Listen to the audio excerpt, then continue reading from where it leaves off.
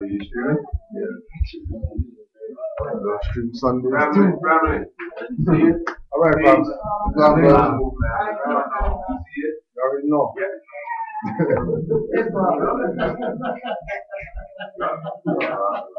Yo, not Dad, where you going, fam? Yo. So, Arab day. Yo, stop, bro. Leave me, alright? You gotta come one day and build in the week. Peace, You family. gotta come to me one day and build in the week, right? You know how we do. Alright, Islam. Islam. Islam, Morris. Islam. About to, check this. Sorry. Yeah, check it out. Mark. That's your thing up there? So, yeah, do it, please. Disrespecting that one. After me after this thing, the next people could have won that, the next people probably would have won that. Leave the West upstairs. Thing done. Can't give Alright, Mars. Welcome to the first Morris Sunday class at the first Morris Science Temple in Ontario, northwest of Maxim. Islam. Give Thanks. thanks. Give yourself thanks.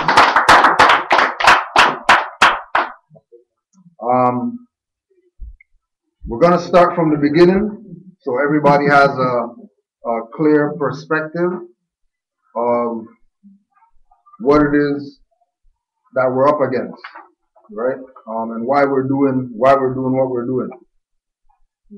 So to start, we're gonna go to a book that was put out a little while ago, and the author was killed for this book, and it's called Behold a Pale Horse. If you haven't seen this book, if you haven't read this book, I believe Alternative Thinking Bookstore, you can get it.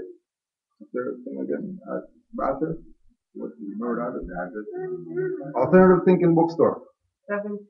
Just on the same side as Honest said. Just south of Honest said. 758. 758 Bathurst. That's what it is. 758? Southwest corner. Same corner as Honest said. Right beside. Two stores down. Right. And a different booklet is right a couple doors down. Alright, Behold a Pale Horse, right? Bill Cooper, former United States Naval Intelligence Briefing Team member, reveals information that remains hidden from the public eye. This information has been kept in top secret government files since the 1940s. His audiences hear the truth unfold as he writes about the assassination of John F. Kennedy, the war on drugs, and the secret government and UFOs. Bill is a lucid, rational, and powerful speaker whose intent is to inform and to empower his audience. Standing room only is normal. His presentation and information transcend partisan affiliations as he clearly addresses issues in a way that has a striking impact on listeners of all backgrounds and interests. He has spoken to many groups throughout the United States and has appeared regularly on many radio talk shows and on television. Quote, like it or not, everything is changing. The result will be the most wonderful experience in the history of man, or the most horrible enslavement that you can imagine. Be active or abdicate. The future is in your hands. William Cooper, October 24th, 1989. So we're going to go to chapter 4. And chapter 4 is called Secret Treaty of Verona. Precedent and positive proof of conspiracy. From Congressional Record, Senate, 1916, page 6781.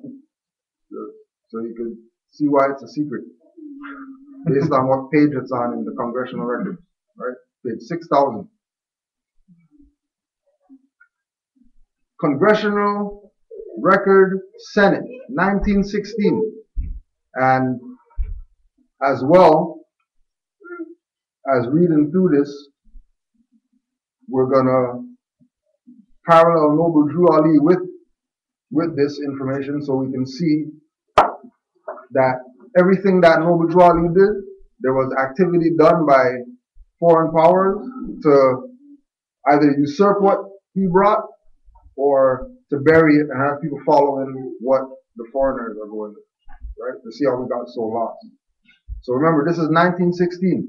Noble Drew Ali founded the Moorish movement in 1913, right? And the activity of the Moorish movement was civic and constitutional in nature from the start. So it wasn't a religious movement from the beginning. From 1913 to 1928, it was strictly a civic movement. Religion wasn't even part of the activity, right? So Congressional Record Senate, Mr. Owen, I wish to put in the record the secret treaty of Verona of November 22nd, 1822, showing that this ancient conflict is between the rule of the few and the rule of the many. I wish to call the attention of the Senate to this treaty because it is the threat of this treaty which was the basis of the Monroe Doctrine. So you could write that down, put that in your mind, Monroe Doctrine. It throws a powerful white light upon the conflict between monarchical government and government by the people. The Holy Alliance under influence of Metternich, the Premier of Austria in 1822, issued this remarkable secret document. American Diplomatic Code 1778 to 1884.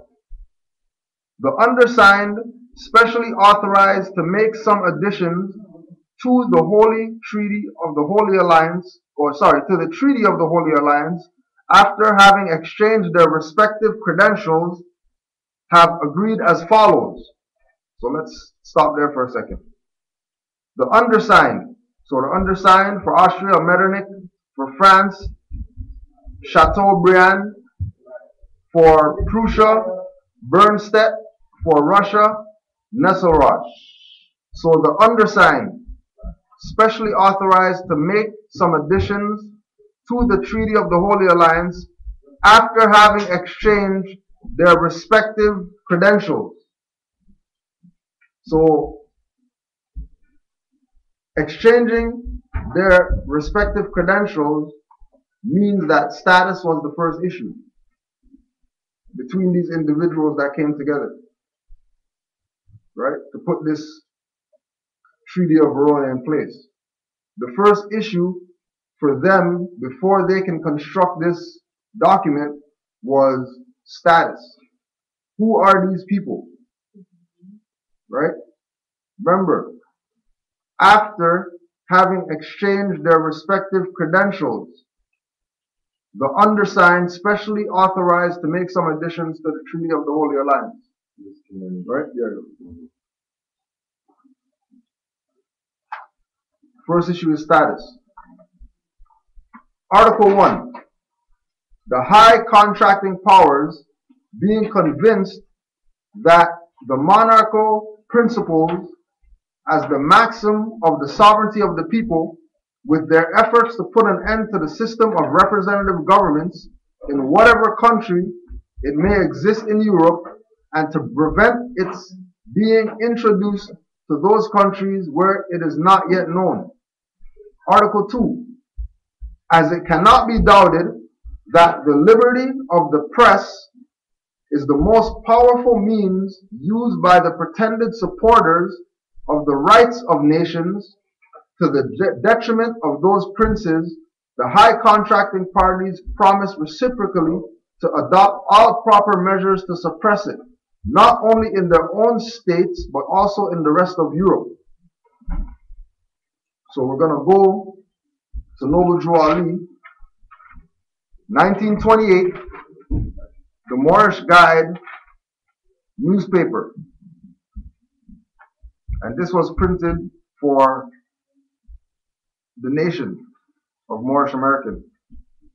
It is not unusual for a newspaper to make its debut in the city of Chicago. The past years have been many such the past years have seen many such come and many such go. The Moorish guide, taking its initial bow to the public, knows not what the future awaits it, but throwing its efforts on the sides of right reason and tolerance, we hope that we might make the grade. The Moorish guide enters the field of journalism with malice toward none and charity to all. It is not our purpose to disregard the work of other splendid journals. It is not our purpose to fail to give due attention and space to all American citizens, individuals, and organizations alike who are working in their chosen fields of endeavor for the progress and development of all American citizens and all American institutions. We hope to cooperate with them in the intensive and grueling battle for universal justice. Now, this is the part that we're paying attention to. The Moorish guide feels that the greatest weapon in the hands of our group today in America is our press. The truth will never be told about a disadvantaged minority by the general press of any country, whether that minority be racial, political, or religious. Unless we express ourselves through papers of our own, the truth about us will not be told. Many of our accomplishments, many of the beautiful things, many of the hopeful things and events which mark the progress of our group will go unrecorded if it were not for papers of our own. Our papers are our only hope of shoveling ourselves out from under the avalanche of lies that are annually let loose upon us. A strong free press is the best possible safeguard of the liberties in general a strong free press is the best possible safeguard of the liberties in general promotion and defense of the interests of strong free people. So that's Noble Drew Ali's position with regard to the purpose of having a press, right? Having our own paper, right? So we'll go back to Article 2 again. As it cannot be doubted that the liberty of the press is the most powerful means used by the pretended supporters of the rights of nations to the detriment of those of princes, the high contracting parties promise reciprocally to adopt all proper measures to suppress it, not only in their own states, but also in the rest of Europe.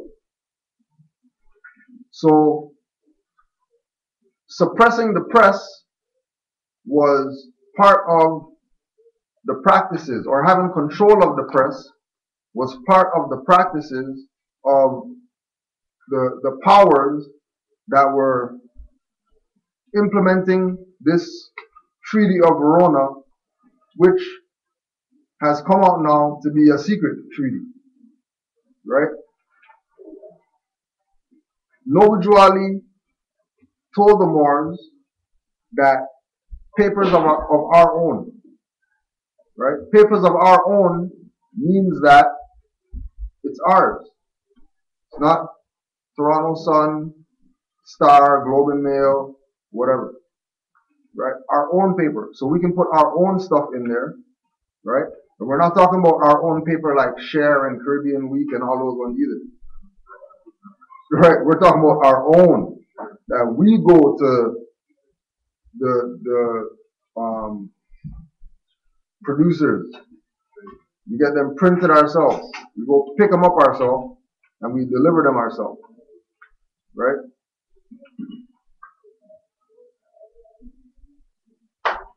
Article 3. Convinced that the principles of religion contribute most powerfully to keep nations in the state of passive obedience, which they owe to their princes. The high contracting parties declare it to be their intention to sustain in their respective states those measures which the clergy may adopt, with the aim of ameliorating their own interests, so intimately connected with the preservation of the authority of the princes, and the contracting powers join in offering their thanks to the Pope for what he has already done for them, and solicit his constant cooperation in their views of submitting the nations. So the objective is to get all of the nations under submission. Get all of the nations to agree that they have to have a religion. Get all of the nations to agree that they have to have this currency based on nothing. To get the nations to agree that they can't have control over their press. To get the people of the nations to agree that the powers that be, or the quote-unquote government, is monarchical everywhere on the planet.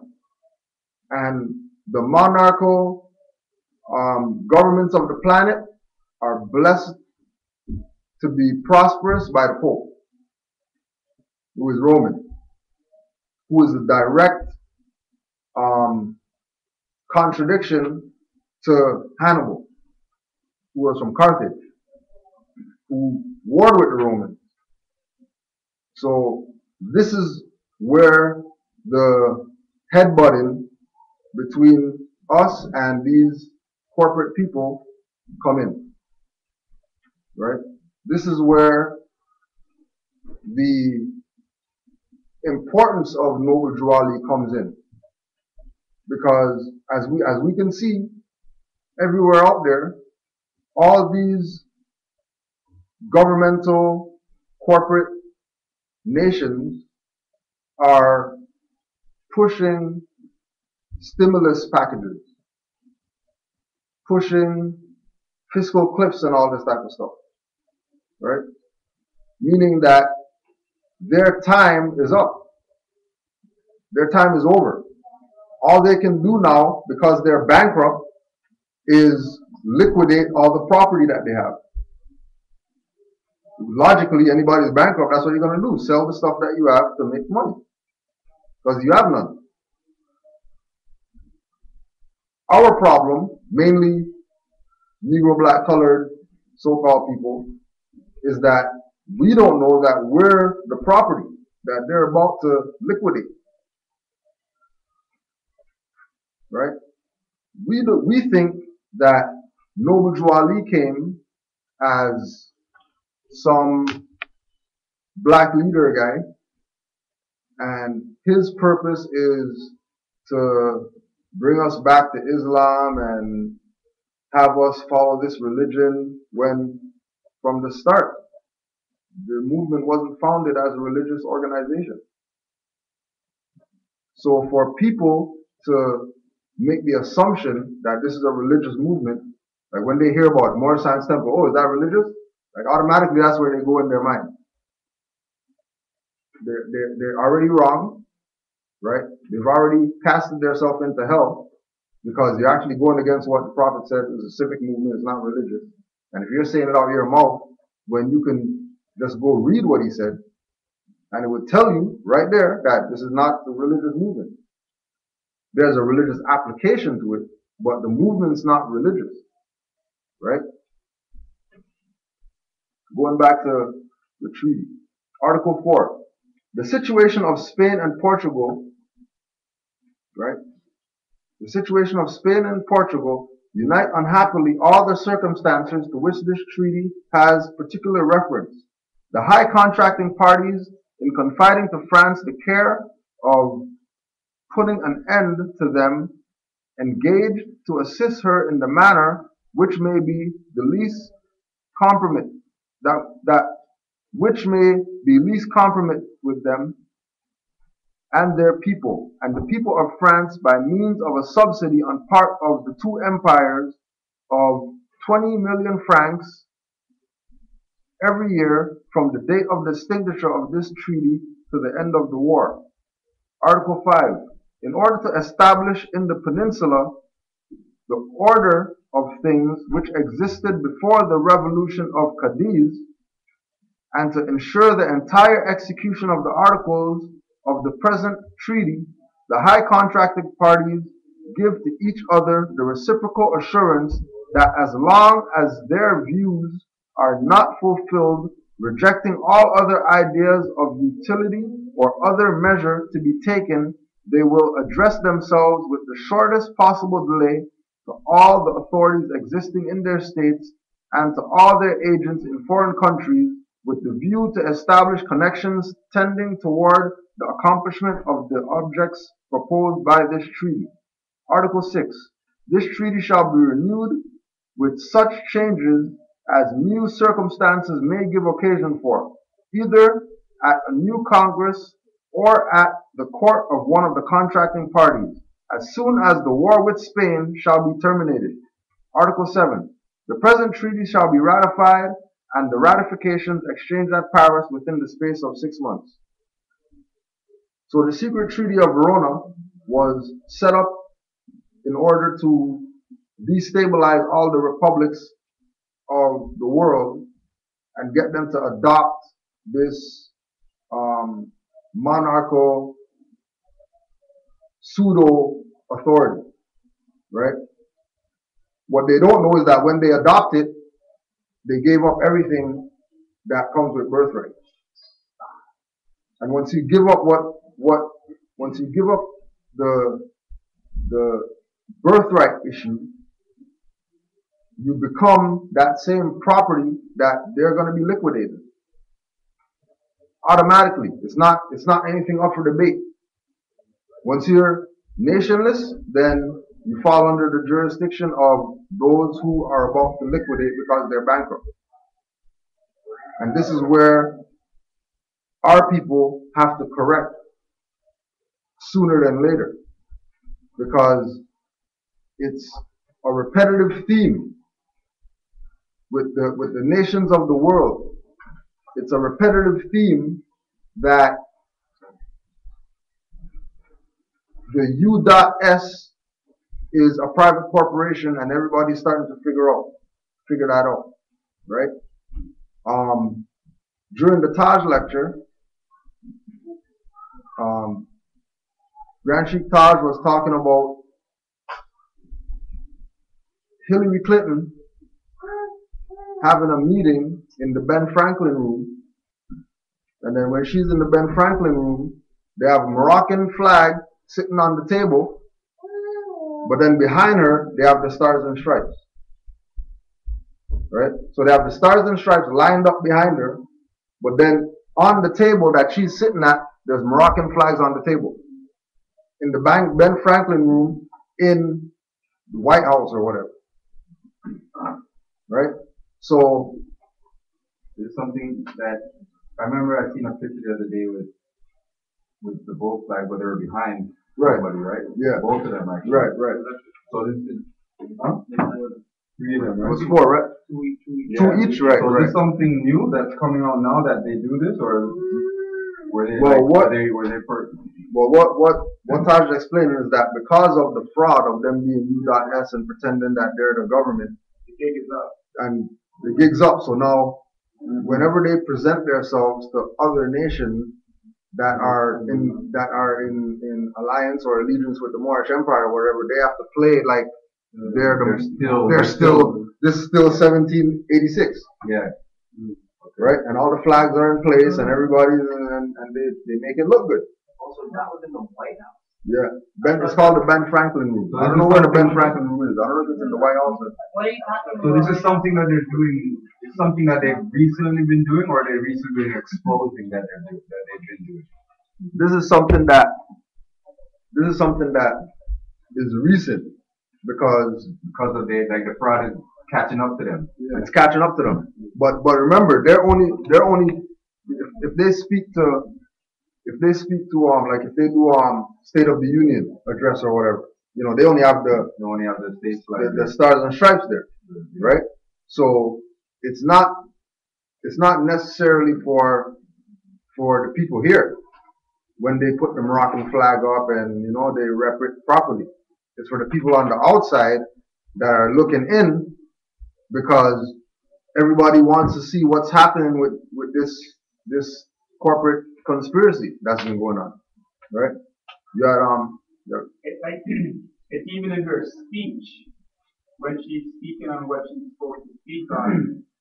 You can hear the different codes in terms of the first part of the speech speaks of the U.S. and the U.S. is they're trying to They're trying to make everything right around the Right, world. because of the bombing, The bombing at and whatnot. the different consulates and stuff. But then at the end of the speech, she speaks about America, us American people, how we want to make sure that everything is good with the world. Right.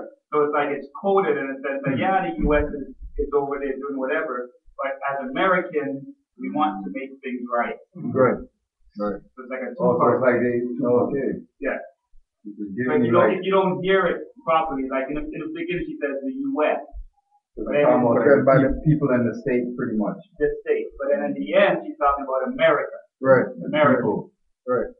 And then that's like, and then that's, you know, the fork tongue is evident in those people's speech when we study what we're supposed to study. But you are automatically, you know, light's gonna go off when she says U.S. one time and then she says American, Yeah. but she's representing the United States of America supposedly. Yeah. So which one are you talking about? And if you are talking about one or the other, then why not be specific in your claim? Why is it so, you know, open to the people's perspective of what it is? Because they know that Treaty of Verona, they use religion, dumb down the people, they took away the people's press, pushing all types of stuff out there. You know, they're gonna say, you know, this is a democracy when, you know, inauguration tomorrow, and this guy's gonna take his oath on the Constitution for the Republic, Yeah, he did that today, didn't he? right? And then say that you know, Article 4, Section 4, I uphold the Republic of this nation and all this type of stuff, right? So it's not that they can't talk how they're supposed to talk, but they've run a fraud for so long that for them to bring the truth now, people are gonna condemn them if they bring the truth now. Because you haven't said Republic for past 200 years. You know, and now you're gonna come and say Republic now, after all this time? Right? Because remember, everybody around the world knows. I think what's interesting about the Treaty of Peace and Friendship between the Moroccan Empire and the U.S. in that document it said U.S. citizens, American citizens, and it said Moors from the empire, other Moors, and Christians. Right. In what? In the Treaty of Peace and Friendship. Yeah. So they actually say U.S. citizens and then American citizens. Yeah. Okay. Right. They just made the distinction. Right? Yeah. I just want to add a bit to what when she was also talking, I downloaded a YouTube. So if you could talk up a little bit, so we're streaming. She was talking in the way of Ben Franklin building. Yeah. She brought up the fact of Muslims. Yeah. For the average so-called black, nigger, color would look at it and say, "Oh, that's not movie." Right. Channel. Right. So knowing what I know, it's kind of funny that she did that. So people would ask her, "Well, what is this like?" Right. Somebody doesn't know, right? Right. Yeah. Yeah. She turned it as and said, well, we have a lot of Muslims in our country. We love all kinds of people. So Right. we make people think. Don't ask them. Don't Don't even think about it. exactly. And that was the key. Exactly. Somebody that knows, you know, he's full of love, you know. Right. That's why it's important. Exactly. Yeah, you had something, brother Talas? And you said in your country, but like you were saying earlier about they're looking at us like collateral and property to sell us off, basically, right? What you were saying there, Right. because we're really connected to this land. This is where our wealth comes from. This land. And Right. they know that. This is it, right? Exactly. Right. And we don't know that we're property because we're shareholders of this land, but they know that we have a trust. But as long as they can keep that as an illusion and playing this covered game, we won't want to claim our trust that connects us to the land with our birthright. Right. Yes. Right. So Islam. So questions now. There's a booklet. We're gonna be getting. We're gonna be filling up the shelves with the 101 questionnaire, the Circle 7 Holy Quran of the Moor Science Temple, and the oral statements of Noble Drew Ali, which are standard free stuff that you're just supposed to get when you come to the temple, right? So what we're gonna go to is the 101 questionnaire, question number 19. What kind of flag is the Moorish? It is a red flag with a 5-pointed green star in the center. What do the 5 points represent? Love, truth, peace, freedom, and justice. How old is our flag? It is over 10,000 years old, right? So the flag of the Moors, the red flag with the 5-point green star, has been flying in this land for 10,000 years, right?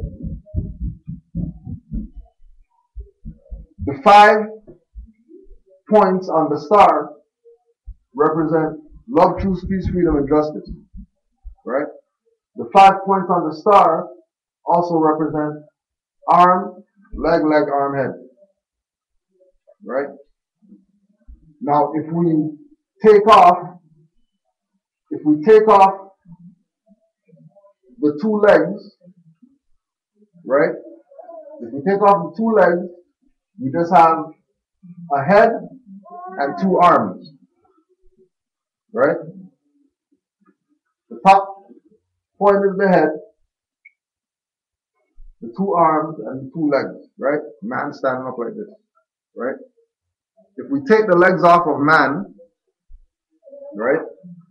Man becomes a cripple.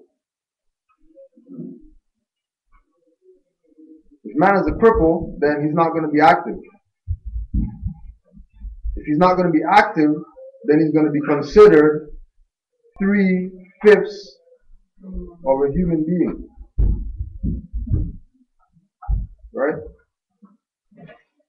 During slavery and civil rights or whatever, we were 3/5 of a human being. Because we're not using our mind. Right? We got away from having the state of mind of our ancient foremothers and fathers so we can be ourselves.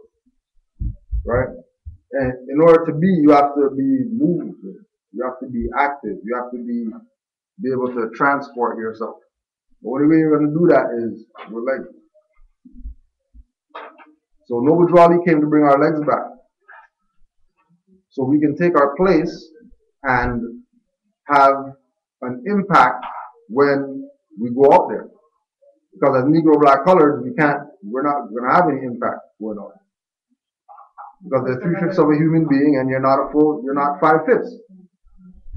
So if you're not whole, if you're part and you're not whole, right, then you're serving a defeated purpose, right? There's not going to be any, you're not going to see there's not going to be a finish line, right, for you to cross. Because, you know, the guy crawling on the ground or whatever, people are running past him, obviously he's not going to win the race, right? Which has been our position for hundreds of years, thousands of years, right? So when he makes the statement that how old is our flag? It's over 10,000 years old. That is supposed to give us some type of connection to this land, right? Even though it says Moorish, and then when you read on, it talks about who were these people called the Moorish, and that their ancient name was Moabites, right? And the ancient Moabites actually are the modern Moors. And in between Moors and Moabites is Moroccans, from as far as the timeline. So out of the Moabite nation came the Moroccans, and out of the Moroccans came the Moorish, right? We're on the tail end, being that we're the Moorish, because we're the Moors because we're descendants of Moroccans that's born in America, right? But when you research Morocco, They didn't start calling themselves that with a flag until 56. So when we're talking about the Treaty of Peace and Friendship and, 56 AD? yeah, 1956. Yeah, 1956 is when they first started using the flag and calling themselves Kingdom of Morocco with the red flag with the 5-point star, which is actually that one. Okay. And then if you look at that star and you look at that star, you see it's two different stars. Right? One of them is perpetual, meaning that it doesn't have a start or end because you don't know where it starts or ends. It's just an interlocking, right? Which is actually the design, of the Moors architecture. When you go look at the Moorish architecture, all their lines are drawn or carved or whatever like that. They don't have any lines that look like that. All their lines are interlocking lines in all the designs that they have, which is a signal to let people know. But from the surface, without having the information, right? People would look at that and say that that's the flag of Morocco, the Kingdom of Morocco. When that has nothing to do with Morocco. They don't even rep that. They'll show you that flag as their flag. Sometimes they'll interchange them. Sometimes you'll see that flag as the flag of Morocco for the kingdom, and you'll see that flag as the flag of Morocco for the kingdom. So for example, they have that star on the flag, but then on the coat of arms they have that one. Right? But why would they have that one on the coat of arms? Because the standard of coat of arms is Moorish in nature. So they have to have that energy to represent coat of arms. This is why the Pope's coat of arms has the Moor of Freising on it. And the Moor's Head, Corsica, uses Corsica coat of arms, uses the Moor's Head, right?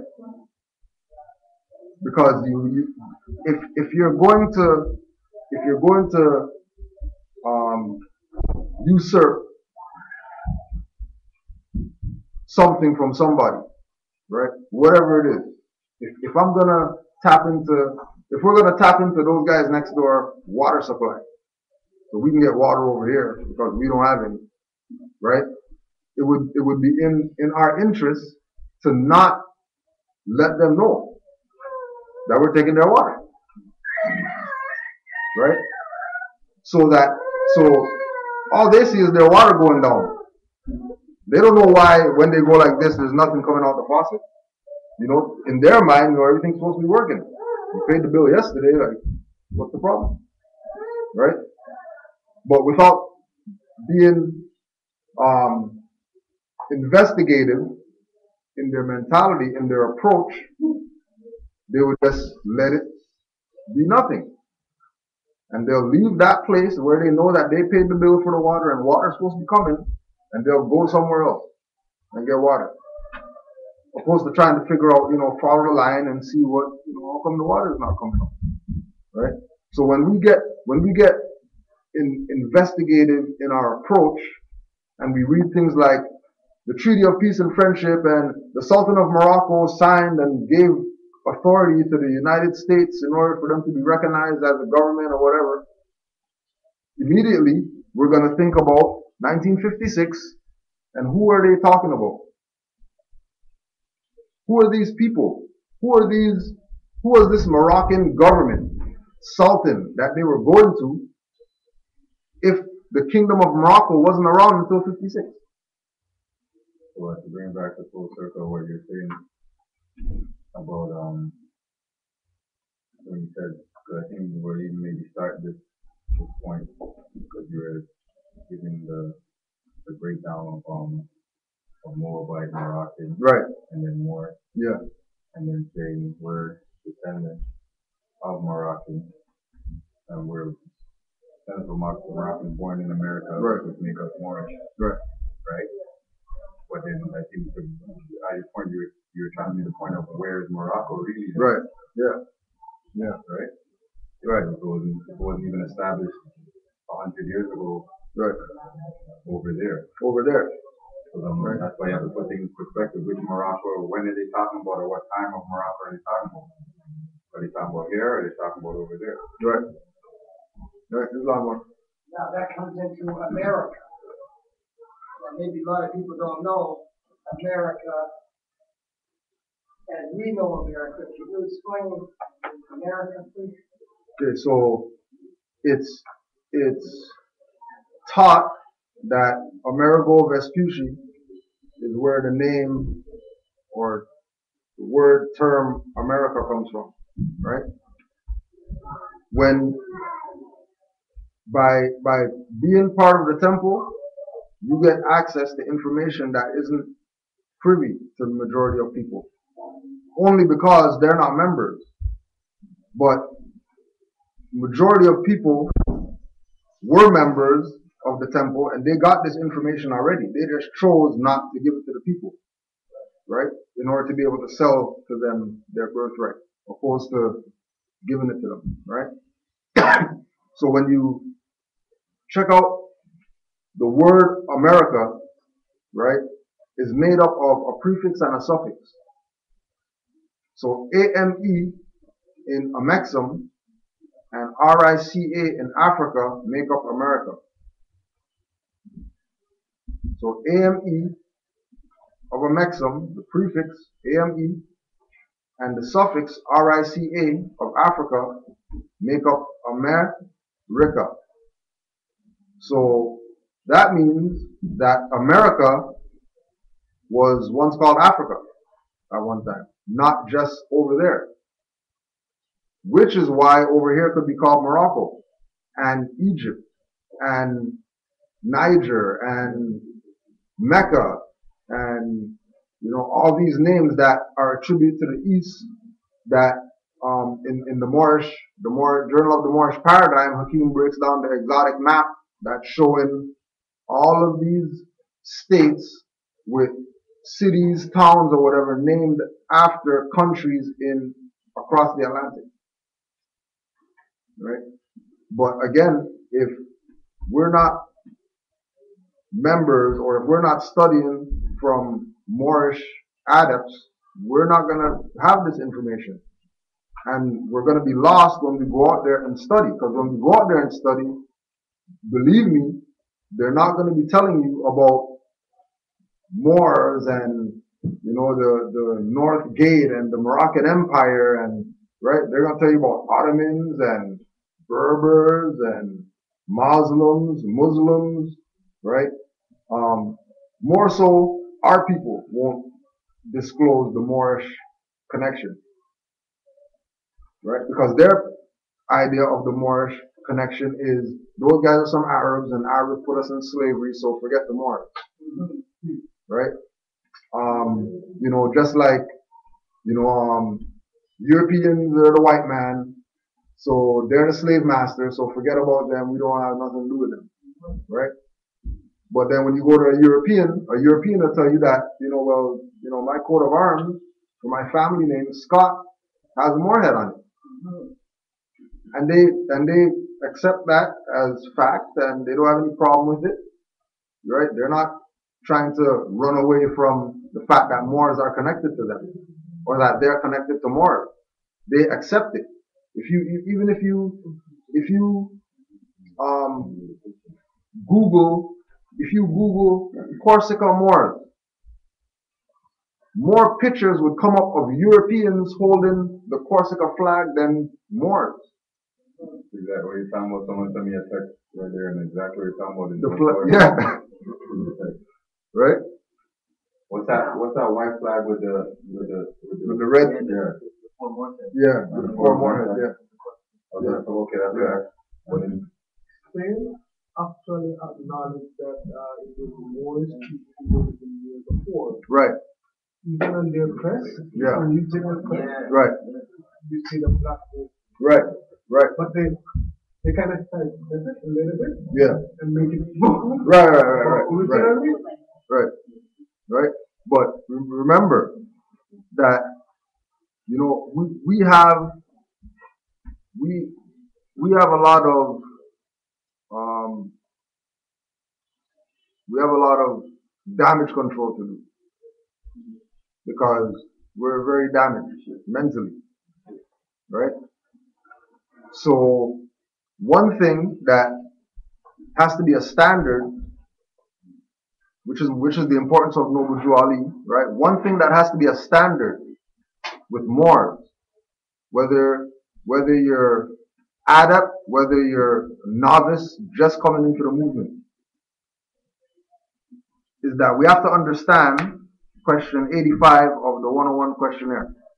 So question 85, name some of the marks that were put upon the Moors of Northwest Maxim by the European nations in 1774. Negro, black, colored, and Ethiopian. Negro is the name of a river in West Africa because it contains black water. 87. What is meant by the word black? Black, according to science, means death. What does the word colored mean? Colored means anything that has been painted, stained, varnished, or dyed. What does the word Ethiopia mean? Ethiopia means something divided. Can a man be a Negro, black, colored, or Ethiopian? No. Why? Because man is made in the image and after the likeness of God Allah. So man cannot be Negro, black, colored, or Ethiopian. So we have to be the ones to change that. Because the people out there, they're not going to change that Negro, black, colored mentality unless we show them and demonstrate to them that they're more and why they can't attach themselves to these marks that were put on the Moors. Because a mark, ultimately, what Noble Drew Ali is saying is that the Moors were branded.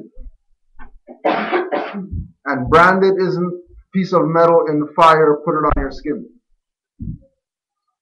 Branded is calling you something that I know that you're not, and you accept it.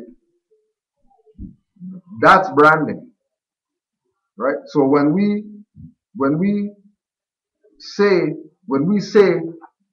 well, you know, we were in Spain before, and the people who ruled Spain said that the Moors came there and brought everything to Spain.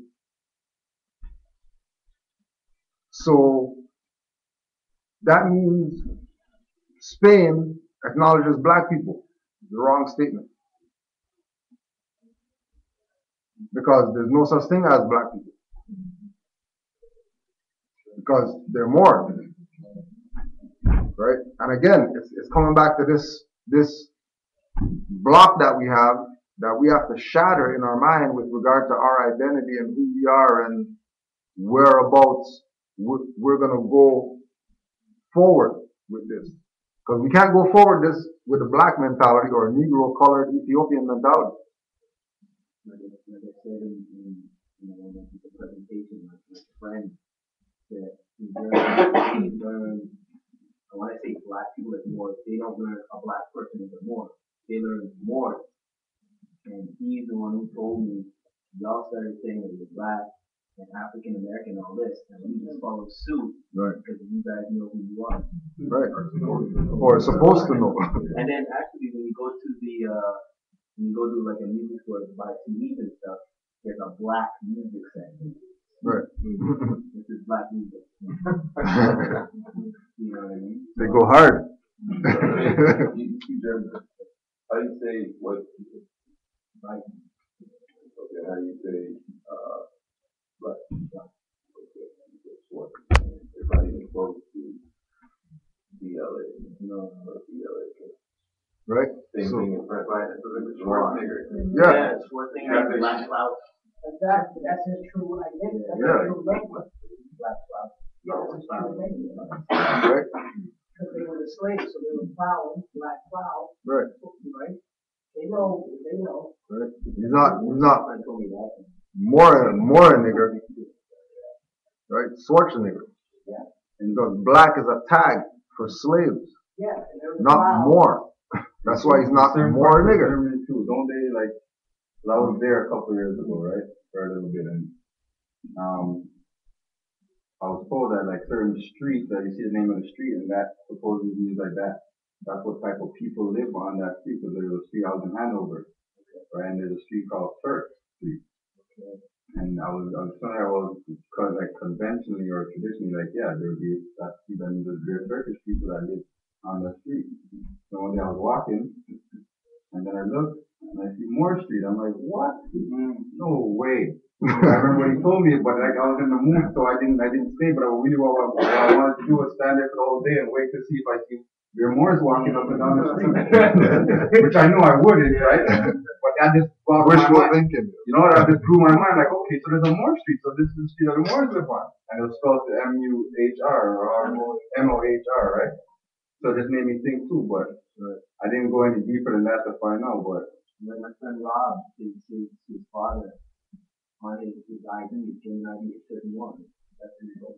okay, And he's the morning come. Yeah. Yes, yes. He's half more, half German. Tell me that. And yeah, on his he said on my father's, the same thing on my father's ID. Right? So when we go out to wake up our people, if you can't get them to digest in their mind that they're not Negro black color, you don't really waste your time. You know, let sleeping dogs lie and go about your business. Right? Because it's very clear if you use the law that Noble Drew Ali was right in everything that he said with regard to the marks that was put onto the Moors and, you know, why we're in this position. You know, I was watching I don't know if it's new or whatever, but Ali Muhammad just put out a lecture or whatever called Noble Drew Ali Unmasked. And he's talking about he's a Mason and, you know, when he says black according to science and we're denouncing black, but then it says in here that, you know, white means purity, so we're accepting the European and all this type of stuff, right? If you use the law with regard to Noble Drew Ali, you won't get lost. People get lost because they read statements by Noble Drew Ali, but they don't have law next to them to know what he's talking about. Because again, the Moorish movement is civic in nature, right?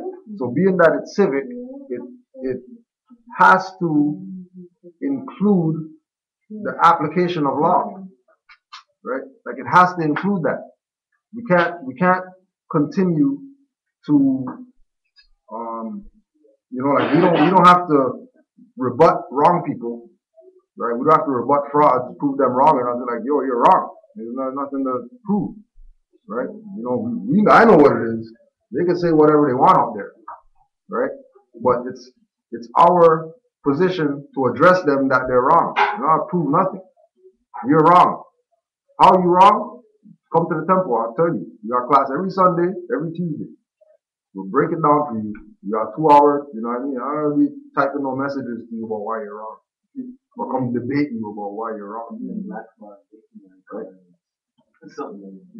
Like it tells you, right? So black according to science means that. So because this has been presented before, and a lot of it goes over people's head because they don't understand that you have to have a law mentality when dealing with Noble Drew Ali. You can't have the mentality that you had before coming into this. Like you have to do a whole 180 and look at things totally different than you looked at them before, right? So according to science, or what is meant by the word black? Black, according to science, means death. Now we're going to say that Noble Drew Ali was civic in nature. So we would have to go to civics in order to find out what the science is that he's talking about, right? Or to qualify why black means death according to science, right? So in law, there's a term called jurisprudence, right? And jurisprudence is the philosophy of law or the science which treats the principles of positive law and legal relations, right? The philosophy of law or the science which treats of the principles of positive law and legal regulations. Regulations or relations? Relations, sorry, right? If jurisprudence is the philosophy of law or science that treats the principles of positive law, then that means there's negative law. That jurisprudence has nothing to do with it. When you go to negative law, you have a term called civiliter mortuus. civiliter. Civiliter mortuus. And civiliter mortuus means dead in the eyes of the law. Right? Civiliter mortuus means dead in the eyes of the law. Dead is in relation to death. So when you call yourself a black person, you are actually claiming that you're civiliter mortuus, or that you're civilly dead. Right? So black, according to science, that treats positive law, means death. Because civiliter mortuus is a jurisprudence term that means civilly dead. That's the reason why everybody is looking for attorneys or people or lawyers for them represent them. Right. Because they're not in their proper status. Which is what we were explaining from the Treaty of Verona, that these people had to put their credentials on the table before they could even discuss any taking over of any empires around it. Also, being in the black state, we're blamed as somebody saying it's racism, and it's their fault why we're in this situation, but it's really our fault why to be in a good state of mind being black. Right. Right? So Noble Drew Ali told the Moors, just in relation to what Sister Adwa just brought up, Noble Drew Ali told the Moors to be yourself. Right? Be yourself. Be yourself is just like, according to science, black means death is a law term. But if we think of this from a religious perspective, we are not going to go to the law to find out what he's talking about. We're going to think he's talking about some religious perspective, right? When in actuality, when he told Moors to be yourself, he was saying, be in your own proper person,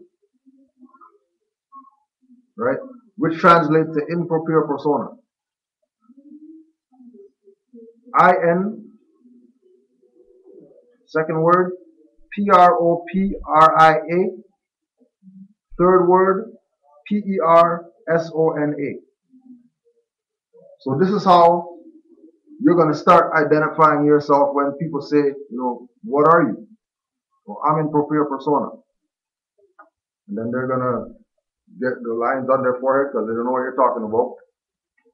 And now you can have some dialogue now, because you caught them in something that they don't know.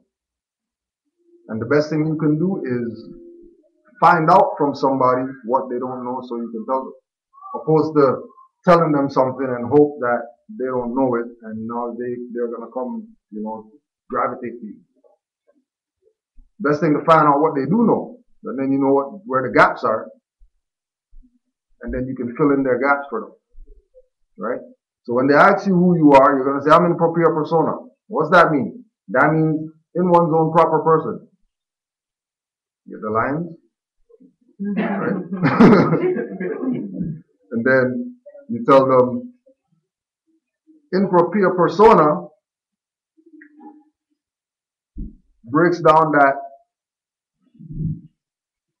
it is a rule in pleading that pleas to the jurisdiction of the court must be pled in propria persona, because if pleaded by an attorney, they admit the jurisdiction, as an attorney is an officer of the court, and he is presumed to plead after having obtained leave, which admits the jurisdiction. Everybody got that? Let me read that again. After obtaining leave. Yeah. What is that part? All right. So,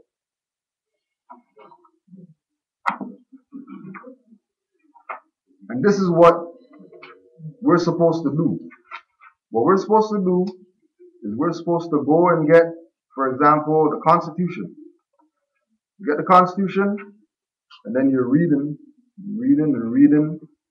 and every single word that you're assuming about, you're supposed to look it up.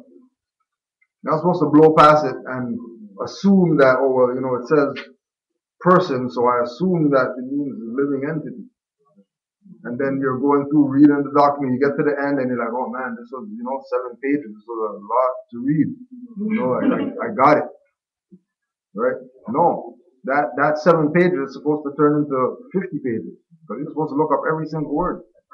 And then write those definitions in brackets under that word that you don't know. So every time you read that, you have that there. So you don't have to keep going into the, right?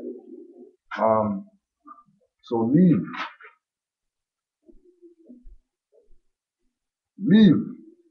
To allow or cause to remain. Everybody think leave is going somewhere. Right? Leave. To allow or cause to remain. To let remain unmoved or undone. To refrain from or neglect talking, doing, or changing. To let stay or continue. To let be without interference. To suffer to remain subject to another's actions, control, or the like. To suffer to be undisturbed in action. To give or dispose of by will. To bequeath or devise. To put, place, deposit, deliver, or the like. Willful departure with intent to remain away, and not temporary absence with intention of returning. This is this is 4th edition, Black's Law Dictionary, right? And then so we'll go there too. In order to do all this, you're gonna need to get yourself Black's Law Dictionary. You get it off eBay. This one was, I think, like $60 with shipping. That's the 4th edition, right? Yeah, 4th edition. Just go bid on it or whatever, and right. Yeah, right. And then this is 8th edition, right? And then I think there are 9th right now or something. There are 9 right now, right? The newer the version, the more watered down, right? So, we have in the showcase back there, we got edition 2 on CD. You put in a computer, bam, and then you have your law dictionary, right? That's $10 for that, right? Opposed to the 40 or whatever that you get it online, and then that 2nd edition, which you're probably not going to get anywhere, right? Right? You need to have 4th edition of the PDF. Yeah, right, that too, right, yeah, right, and then also too, remember that with the Aquarian age and all that right now, the universe is going to be accommodating our learning. So now you got PDF thing for your phone right now. Right, you could have your law dictionary on you every day, all day. Right, you go to court, you don't even got to bring the big book. You just have your right. Um, also unabridged dictionary. So you want to get a dictionary from the 1900s, 1920s, 1930s, Webster's, Oxford, whatever, maybe two or three of those. So you can look up etymology of words. Because we wanna get into denotative meanings opposed to connotative meanings of words, right? So, for example, everybody's gonna see you, hey, how you doing? Good morning, have a nice day. And oh yeah, sure, you have a nice day, right? Or the etymology of nice is foolish. Nice doesn't mean nice. Right, nice doesn't mean nice. Right? In our mentality, in our warped, catching on to that. our warped perspective that we've adopted from Europeans, right? So when we go back now to the improper persona, now that we know what leave is, right? It is a rule in pleading that pleas to the jurisdiction of the court must be pled in propria persona, because if pleaded by an attorney, they admit the jurisdiction, as an attorney is an officer of the court and he is presumed to plead after having obtained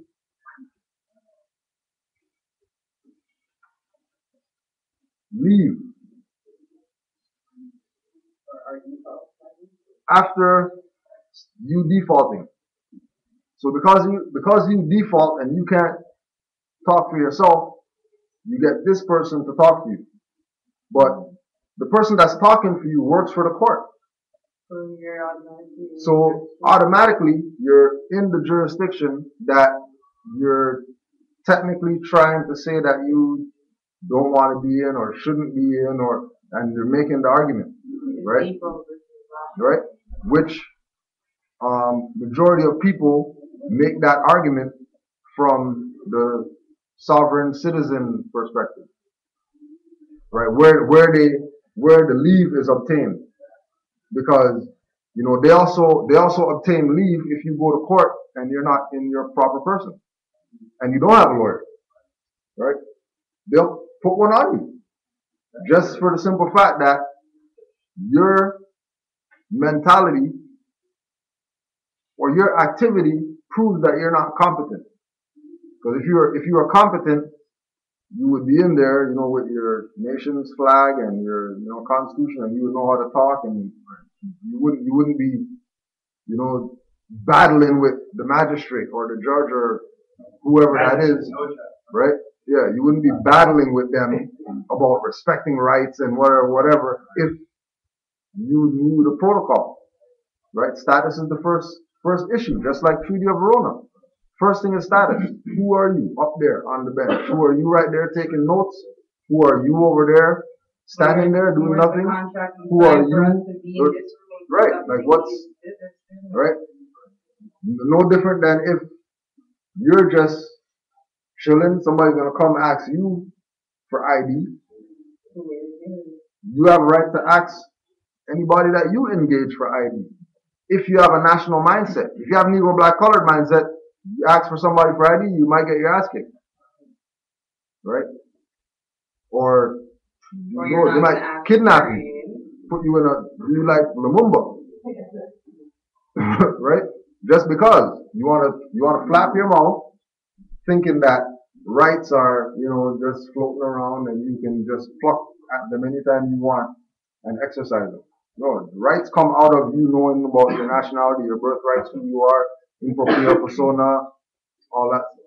Right? And again, it's a process. So it's not overnight. Tomorrow everything's gonna be better. We're 100 years behind already. Right? 1913 Nobujuali came. Then 2013 is the first temple in Canada. That's not supposed to be going on. This should have been going on. This should have been up here from we should have been adopting just like everybody else is adopting who say that they're more. There's a Grand Sheik, he passed away, next body came the Grand Sheik, and then, 2 you realize this thing's been going on for 80 years. It's one building right here. And all these different people came in and out of this place or whatever. buildings still here, buildings still there, you know, conventions happening, more, you know, it's supposed to be protocol among us. But because of the sellout, because of people being members of the temple, this is even happening today. There's people today that were members of the temple, said, forget it, I don't want to deal with this no more. You know, they're still pushing the idea of nationality birthright, but they don't put the prophet up front. They don't rep the flag. You know, they bash the Quran, they bash Noble Drew Ali, but what they're talking about, yeah, well, come join our organization, fill out this form, you know, become a member, and they're playing the role like they have some power when they don't even have the power to do what they're doing. Personal gain, right? Yeah. Yeah, Morgan. I would say something too, even the court system, so-called, even in a dead status, even if you win or you lose, you retain the same rights. It could cost you $100,000 to feed a murder beef. When you come out there, either you win, it's costing you $100,000 or $200,000. If you lose, it's costing you $200,000, but you're going to be kidnapped and locked up. It doesn't matter if you did or if you didn't. What's coming to the court? It's not the same thing. Right. They're sure you come out losing even if you won. And versus to the club membership, the bar. Yeah. Right, or here, because also too, remember that it's you know, we're trying to get people up to date, right? If you say bar association here, it's pretty much like they obtained leave, because the law society out here, the law society is the one that makes the rules and sets up all the legalese, right? Yeah, Up Canada Law Society, right? Right? They're different from the bars. They're different. Well, It's the same thing. it's the same thing, but different names. jurisdiction, Yeah. right? Jurisdiction.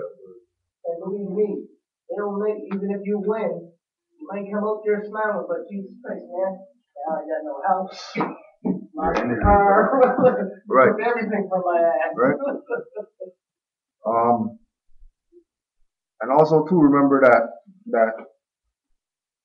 it's for us to recognize and appreciate what was brought to us by the prophet, because what he brought to us is a blueprint for our salvation that everybody else is using, right? So if we look at, for example, City of Toronto, right? You go on City of Toronto website, they have a charter, right? Which is their license to do business as the City of Toronto, right? Charter, an instrument emanating from the sovereign power in the nature of a grant either to the whole nation or to a class or portion of the people or to a colony or dependency, and assuring to them certain rights, liberties, or powers. Such was the Great Charter or Magna Carta, and also were the charters granted to certain of the English colonies in America. A charter differs from a constitution in that the former is granted by the sovereign, while the latter is established by the people themselves. Right? An instrument emanating from the sovereign power is a charter. What sovereign power gave the City of Toronto a charter? The Province of Ontario. What sovereign power gave the Province of Ontario? The federal government, or Canada. Where did their charter come from? From the Queen. Why is the Queen doing that? Because they're a colony. And they're supposed to have that in order to exist. But sovereign is based on like it's saying here, the whole nation first, then a class or portion of the people, and then the colony. And everybody knows that this is the colony over here. Right? Right. Right? Right? So when we see charter of the Moorish Science Temple of America, right? This was given to us by a sovereign power. And this charter is in the nature of a grant to the whole nation. Right? That's why Noble Drew Ali said, if you do any business, do it in my name, Prophet Noble Drew Ali, like Brother Tej just told you, is a corporation, not the individual. But Prophet Noble Drew Ali is Sheikh Sharif Abdul Ali. That's his name. And then he was born Timothy Drew, which is a slave name. And Noble Drew Ali is interface. Right? Just like Brother Adiza is I am courage. Where people anybody could come and be down with that. It's not the issue. Right? But the protection, the jurisdiction that houses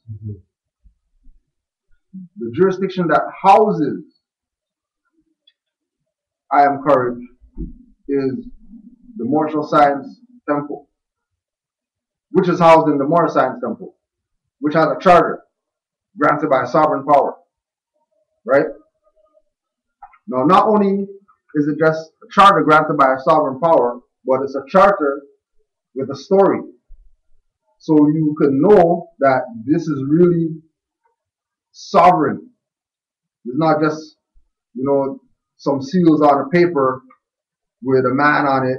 We're just going to acknowledge that he is who he says he is. Like, this is actually legal, lawful document. You take this around, show this to government officials. They know what this is. They're not going to be confused about what this is. Who's the sovereign power that? Noble Drew Ali. Right? So we'll go through it right here. Right? So he's actually from an indigenous tribe, right?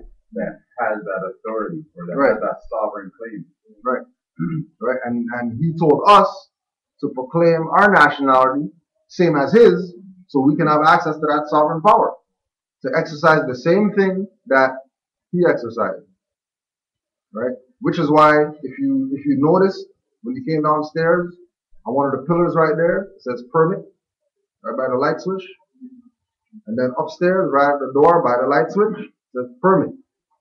And when you read permit, it says allodial title. And we don't have any permit from Canada, City of Toronto, or whatever to do what we do here. Because we already have a charter. We don't need permission from them. And then to either reiterate that, yesterday, I think when the landlords came by, and this was here, he could tell you more clear because he just told me what happened, but they seen that. And the elder, the two, is the Greek mother and daughter, and the elder woman, right? This up to verify the point I'm trying to make, where he's talking about the permit upstairs. Okay, they seen it. Actually, They seen it, and she just inquired about it. Like, once it's a load, they'll know this thing. But she couldn't do nothing. It's her place. But she couldn't take it down. She didn't take it down. She didn't say, you can't put this up here. So there must be something that's legitimate and authentic behind that document. In her own establishment that she is the landlord for. Yeah. She couldn't even, what is that? I know what that is, but that's all you went with it. Like, you didn't go any further. Like, take that down. It's not your property, or you have no claim to put that up. Right. Deep down inside, they know none of it belongs to them. Right. And if we expose that, then we would claim back what's rightfully ours, even though they're trying to sell it off to different people, that's the different nations that's coming here, so-called, the Hindustans, everybody, the Arabs, everybody coming over here right now, buying things up, like Brother Kujo was saying earlier, but they can't really sell something that you don't even own. Right. But because they know we're waking up and we're getting ready to claim back our stuff, but they're going to say, hey, no, hey, we bought this off of these people. But then they can, if the so-called owners have abandoned or relinquished it. Right. Yeah, that's why I'm like squatters, right? I know what you're saying here. Right. So I would. If we go back into our proper first and we claim it, then that argument can't stand. Oh, definitely. Can't stand. No, owners will have to what they have to do. Right. They have to give it less up. taxes or go back home. No, they're not going to, but that's what they're required to do after. Right. Exactly. But see, that's The law. That's why The law. we're dealing with things by law. We're not picking up guns and I fighting. understand what you're saying. What I'm saying is, okay, by law or not by law, right? You Yeah. know, my house. Yeah. You come with one guy, come with three guys. I can help myself with three guys. You're not coming to my house. But that's what I'm saying. That's why it's up to how we do it is by going out, waking up fallen humanity, letting them know who they are, and then when we have the numbers now, to make the nation actual, like the nation's already there, everything's already there for the nation, but it's just the people who are supposed to be part of the nation are not standing up, or then they don't want to wake up, or people who know are not doing enough groundwork to make others know. But I guarantee you, when we get that set of numbers, it's going to change, because going to Parliament or going down to City Hall, wherever, with 3 people to 300 people is a big difference. Or can I say something too, please? I don't know how old you are. I'm pretty, I don't have an aspiring to around. Have you ever played that game, Mike Bright, when you were younger? Yeah. You know, with the little pegs, you stick it in and has a picture it makes after you finish doing one peg. It makes up a picture. It's called light. Oh, you remember that now? So now what happens is, once we start lighting up every melanated being on the globe, that shuts down this grid that we're asking, what are we going to do? I can have 5 guys, 3 guys. We don't need to be at war. Once we wake up in a global thing, it shuts down the whole illusion. Even if they say they don't want to move, no, you don't have to move, but you're going to have to pay a tax. Go back. I understand what you're saying. Yeah. What I'm saying, I didn't hear what me, but I'm saying what they would say. In general, yeah, no. You're not going to come just take my That's land, what I'm but trying you're to not gonna take my stuff, This is what I'm getting at. What they would say as the Albions, once they know that we woke up and they've been lied to, they believe the same that they're white or we're black. They believe that, but once they start knowing what we know, it starts changing things. It's like what Grant was saying about like everybody's waking up to this corporate fiction now. So now the states, the government, the quote unquote government has to start. Okay, we're gonna put back the America flag. Make them see that we're still have this union or this allegiance, that we're still dealing with the right government. We're not a fraud, right? There's no sweeping it under the rug after. So once a lot of majority start waking up, the person who had ownership or who was claiming ownership and had ownership could only still try, but then the world is be like, well, no, we understand that this is what you were doing for the last 100 years, but these people have reclaimed their nationality, their inheritance. So, World Court, UN, K Corpus, all those things are going to start. Those are going to be our backing, because there's already regulations, laws, and certain things, treaties in place that are there waiting for the people, the rightful owners, to reclaim it. So once it's open, I'll be like, no, you won't have to talk. We'll be like, well, no, you can't. We'll work something out where we find up space for you, but really this is theirs now, and they're here, so there's nothing you can do about it. And that's what's happening in South Africa, in places where the Europeans sort of went there, set up shop, and figured, we got this locked down right now. But as the people of the land wake up, they're starting to make claims on stuff that the European claimed. And then from a law perspective, it's now turned into who has the superior claim, this foreigner or the person of the land. Common sense speaks for itself. Yeah, and the person of the land ultimately has superior claim. without even bringing the world court in or bringing in, you know what I mean, like whatever. Yeah, they just have to go back to where they came from, or Pay taxes and stay. start. Yeah, basically. But we right? like we know exactly where you're coming from because no one's just gonna go like they're giving up what they had for so long, right? Right. You're not just gonna give it up. Right. There's gonna be a fight, but it doesn't have to be a physical one. That's the thing, though. I would say that it's like for the average European or anybody out there, they're victim of this too. Right. So it's not just waking up. It's everybody's waking up. And once they Like, wake, yes. and when they wake, it's not when they wake in. They realize the scam. They're getting scammed too. Modern, They're paying taxes. modern day. They already pay taxes for people they don't have to pay taxes. Being a modern day That's victim, not authority. being a modern day victim, a lot of us are going through the same things right now. Okay. You know, maybe before like with certain nationalities, like everybody had their time, but nowadays like Corporate. what they're doing, yeah, the corporate sector. Like you go on YouTube and you'll see this pale faced lady pouring out her heart. Like can't believe what these people like, and she's talking about the exact corporate structure. Like this is like, and she's crying. She can't even speak because it's like she doesn't like. She's so hurt that she was being tricked for so many years. Or she learned. Okay, so now what? My heart was to deal with her? No. Well, If you're a human being, then maybe you should. Ultimately, Hold on. Let's go back 2,000 years and deal with my ancestors. Okay, I but don't think the point was the growth for that. No, I understand what everybody's saying. What I'm saying is this. Okay, this is ours. Yeah. Right? Majority of our people don't know it's ours. Yes. Right? Half of them have to go. Because half of them will probably be a foreign in our society. yeah, so it has nothing to do with complexion. None of that. It's like I'm not talking about yeah, that. okay. I'm not talking about that, Yeah. right? So what I'm saying is now, with all this, I don't think it'll come in one day. Right. It'll come up, right? Would it be easier to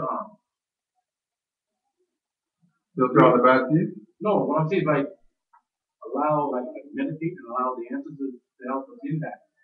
You're doing it now. Yeah, No, that's I what's don't going mean by that. I mean by like, you're not gonna go and knock somebody else and take your stuff. Right? So if Europeans have used this sorcery or whatever you want to call it, science, Our to side. keep us Right.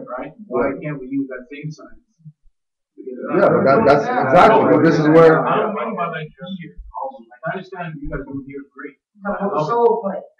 Yeah. But I'm coming at a different angle. I'm coming in spiritually. Right. Okay.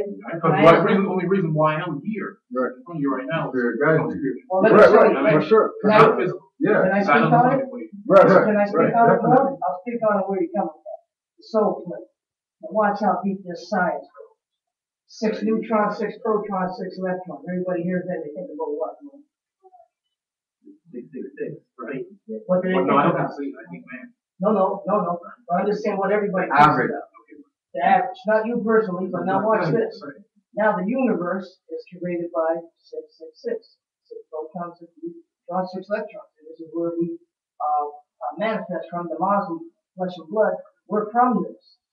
So our ancestors are already bringing this to us. And that's why we're here right now. It's in process from the soul plane in those here, what we want to call the heavens. That's why Noble Value said that it's a divine and national movement. And that's why you're here as well. But people get caught up But then in. again, like I was saying, though, we have to go to a European to rent a place. No, well, that's That's what I'm trying to say. But- But why can't we use that same science? Right? Because it has to be there. It yeah. has to be there. But again, like Instead of have to rent from Right. European. but again, right? We're at this. That's like Moors that say you know, I got violated. I'm gonna sue somebody. I'm gonna sue those guys. Well, the court that you're going to sue them is their court. So how far do you really expect to get? Right? Or opposed to suing them, how about sue yourself for violating for all these years? And don't worry about what Europeans doing or whatever, because they're gonna do what they're gonna do regardless of whatever we do. Right? And then to reiterate and then kind of reiterate your point too, and then what he's saying is like the reason why we have to go to the European right now. Okay, like simple stuff as far as to run the occupation. We've been conditioned and programmed. They're being the caretakers for our state right now. But really and truly, the sciences that we used to use, we left for them. Yes. And they've been using it consistently throughout these years. We're only like now coming back to it. We've been in the dogma of Christianity and all these other indoctrinations. So for us to even actively like, yeah, the ancestors are with us and they're working regardless because that's how we even got to come back here. Or we wouldn't even be back here to this point we are. Because not like all of us were born into our Moorish consciousness. This came later through the indoctrination. So we're doing great work as far as like, I'm not saying you weren't saying that we were, but I'm just giving all of us the recognition because for us to come from the pit that we've come from and to be in this state of consciousness right now, that's a great feat. These people have been doing what they've been doing consistently for hundreds of years, using our sciences and manipulating us. We're now trying to get it back. So that's why they have the position that they're in, because they're in that high position, that high seat, using our sciences. We're looking from down, trying to get back to our high position, trying to figure out how to use the sciences again. Exactly. And even if we do buy into the property, sorry, Lord, we're still a tenant, even if we didn't think if we bought something, we own something. We don't own anything until we reclaim back our true identity. Right. You see, go ahead, Lord. I remember Granty saying the reason why, and this kind of answers your question, the reason why we have to rent from the people is because our people are going to church and giving out money. What was it, 50 billion a year or something? Yeah, whatever it is, whatever to the church. But we don't have money for anything else. So, yeah, to build our own thing. Our people are doing our And then that's the thing, like another to read it again, we don't have to ask because like you're saying, we do that. Yeah. Like, cause I know there's in my area there's members of there's a Pentecostal church. And then I used to go there when I was young too, and now I guess they have new leadership and whatnot. So a lot of the members who were there for like 20 years now don't like it. What they did, they went to the Catholic school, and every Sunday they rented out the gym. And what they're doing, they have fundraisers every couple months because they're working on trying to get their own church. So we could do it. It's just that we put our energies into the wrong things. Also, we also our people enslaved ourselves, like we always blame the Europeans. Right? But with us, like, Columbus didn't come on a ship filled with Europeans. There were Moors on the ship telling them where to go. Great. You know what I mean? He wouldn't know where to go. I will not blame anybody. You know why? Because for both parties, there was a covenant that was made. Right. Right. And because we lack or we just don't know our rights, the people who know, they can after it, then they use it. Right. For example, if a police officer stops you on arrest for whatever, you never caution me when you go to court and you tell the judge, the guy never cautioned me. Whether you were guilty or not, you're supposed to be free. Because you violate your rights. But if you don't know, there's loopholes and there's remedies. Right? Look what happened to the natives. Remember the natives and the Canadian federal government, they came together. But what happened because the white man gave them wrong and stuff, then they get slapped, they get slapped. Now they've gone right down. They're trying to make up. It's too late. Yeah, but even with that, right? Even with that, right? They're allies to the corporate state. Quote unquote native? The native. Yeah, because they're not really the native. Me and Crunch we're talking to them about it. People talk like we're really, just like Brother Trevor was saying last week, we're really the native. Those guys aren't the native. They're given the appearance that they're the native steal from us based on the relationship that they have with Europeans, which was a relationship of usurpation of the Moors. Because if you do your research, you'll find out that Indians had us as slaves too. At the same time when the European had us as slaves.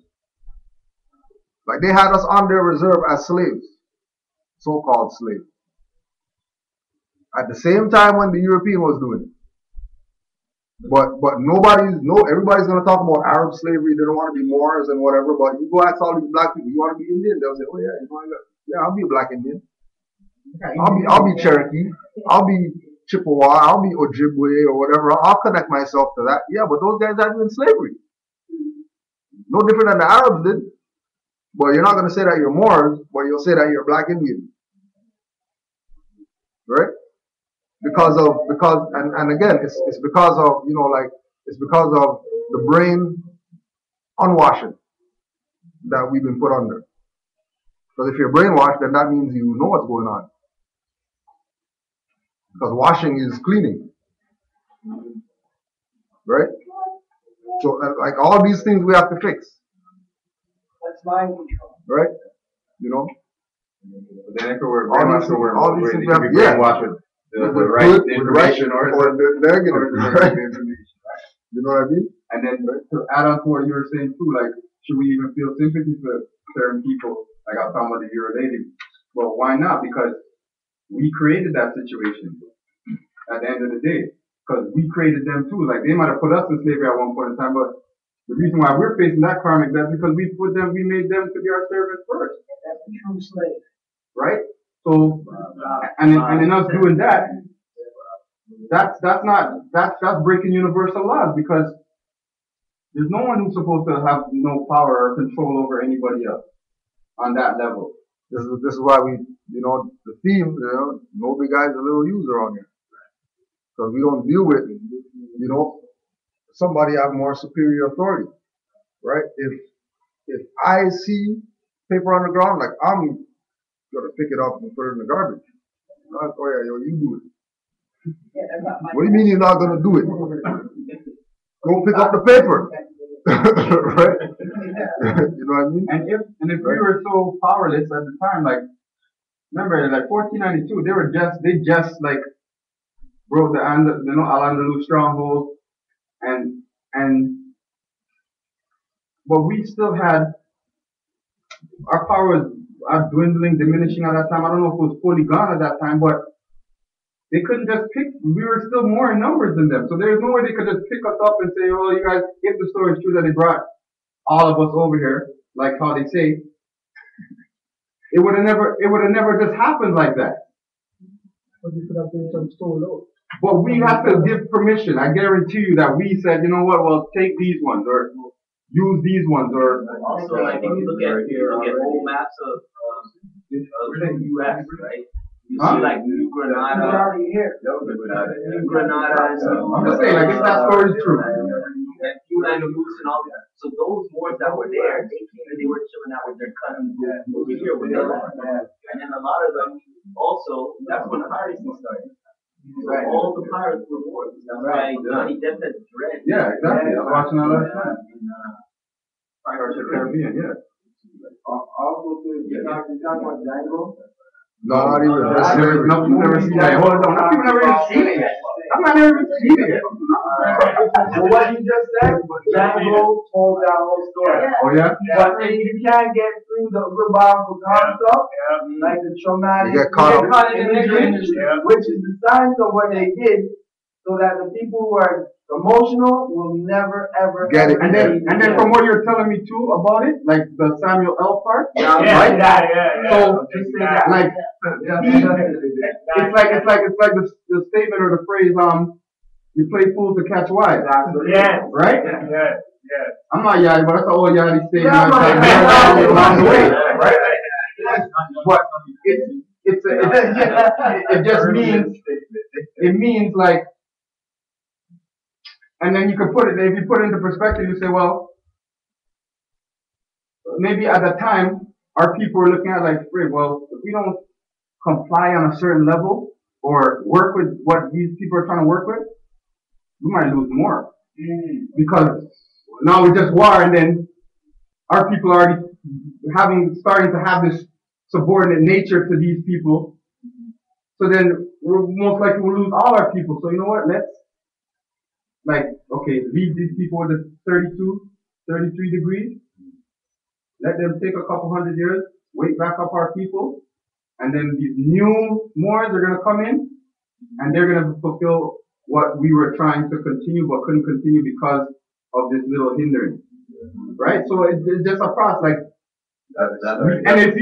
Exactly, if you know that it's a oneness and you're connected to the Orishas and the ancestors and it's all one core, then you know that the work never stops. And even when we pass from now, like say 100 years from now, we could continue at the rate that we're at right now. 100 years from now, our people will be but I mean we might as well give up on a level, but no, because according to us, like our energy, not speaking about the whole Moorish paradigm that's been going on for the past 100 years. I'm talking about what we've started for the last 4 or 5 years. And if it continues on that rate, and every week maybe we could bring in a new face for the next 100 years. That's the light point I'm talking about. Things will change, and our people will be free eventually, and we will have back what we had before. It seems like So it's not about us, it's about the next. Yeah, because it seems like the only problem we have is business. So the corporation is ruling is the fact that our economics is not, we're not running our economics, and the fact that that's what we let fall. So their economic system became the dominant one. So it's like the music industry. So in Django, the point that Samuel Jackson played like the slave master, house slave, right? And then after he was trying to ask him in front of everybody to meet him in the next room, DiCaprio, and then when he wouldn't listen, he said, yo, meet me in the next room. When they went in the next room, the tables were turned. Samuel Jackson, you saw what the deal was, right? So that the Europeans are the faces. They are the presidents of the company. Like in the music industry right now. We're the product.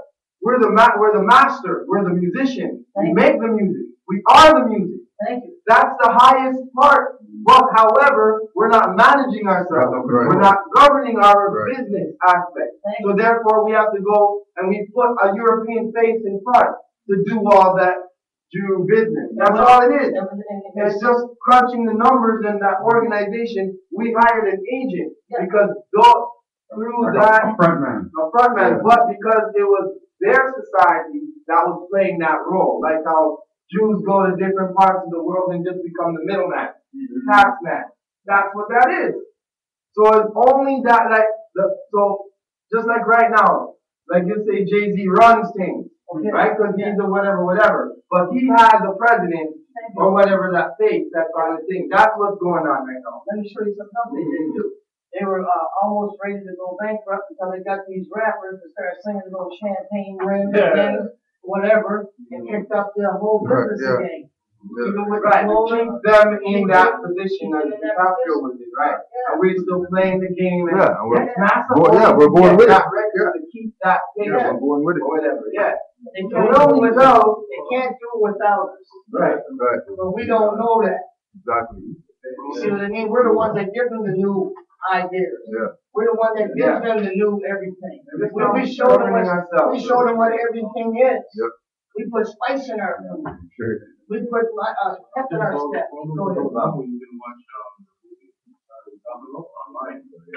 They're streaming now. Great. That's something we have planned, but it's not implemented yet. But it's there. You can go on channel onechannel.com, watch it for free. With that movie, there's so much science in that movie that from beginning to end. I know it's Islam. From beginning to end. When we refer about who the Native Americans, they've had the clues out there for us for time. Whether we could visually pick it up or not, but things like in sports, things like the North Carolina Tar Heels. What is the heel? What is color is tar? The Chicago Blackhawks. Now the thing is if you see the Blackhawks symbol right now, it's gonna be very light micro section. But if you see the old Chicago Blackhawks symbol, And like, that thing is pitch black. But then it's not a lie though. And that's the reason. It's not a lie. It shows you the direction. They start watering it down. Exactly. Too much people's catching on. But then the real Blackhawks don't look like soot no more. Look back at the 80s Blackhawks. Right? We're not even original no more, so it's not a wrong concept of them doing that. Also, I watched a documentary one time. I don't remember which one it was, but it was I think it was a museum in Brooklyn or something like that, and they had like a Moorish tour or something. And anyways, like it was that one with the it was on the there was a floor in the museum. No, this is like the real like say New Jersey Museum or whatever museum it was. Like brother was outside filming the building, talking. He went inside and went to the floor where it was there was a room and they were called it was like the Moorish room. And when you went in there, then they had like all the artifacts and stuff like that, and they had a picture of the two Moors, and they were standing there. Both of them were native with their feathers and stuff like that. One of them looked like what they conventional, and then the next one was straight one of us, but dressed like in that attire, and that's in the museum, like that same picture. Like it said, this is the indigenous Aboriginal people. In one of the encyclopedias Britannicas, I don't know which one it was because I took one of the series classes. It had this image from the Encyclopedia Britannica that says America, and it shows what an American looks like. It shows some Europeans like lifting up this Moor that was on a seashell and dark skin and dreads and everything. And it's Encyclopedia Britannica. Volume. You know? That's their or we could access it when he does the Black Law. That's the next encyclopedia that they use. Right.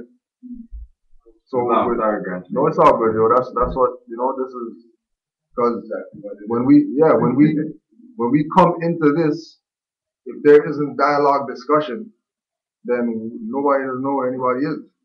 And nobody could evolve because, if I'm just up here telling you, it's just like we were talking about earlier with, it's all about knowing what somebody knows.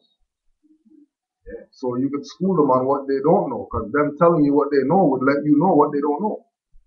Opposed to, one person up here saying something and then everybody's, taking notes down and then there's no questions, there's no dialogue, there's no nothing. It's just going to be, some people in the back.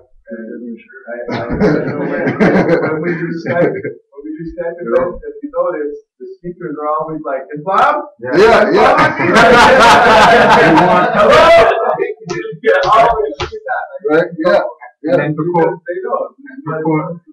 quote Asir the Duke he says that's how melanin do. Yeah. Like it jumps, like it's a superconductor. So like if you're on one thing, but next we're talking about things that happened a million years ago, and then we're back, and then we bring it back full circle again. Right? Everything's relative, but not how melanin do. Organized chaos.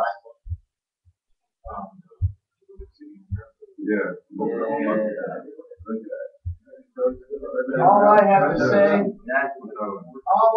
say to all the Asiatics in here, I don't care what happens, I know I'm not dying in a blank state of mind. For real. I didn't come here to pretend, not knowing who I am, or who I was, or who we are.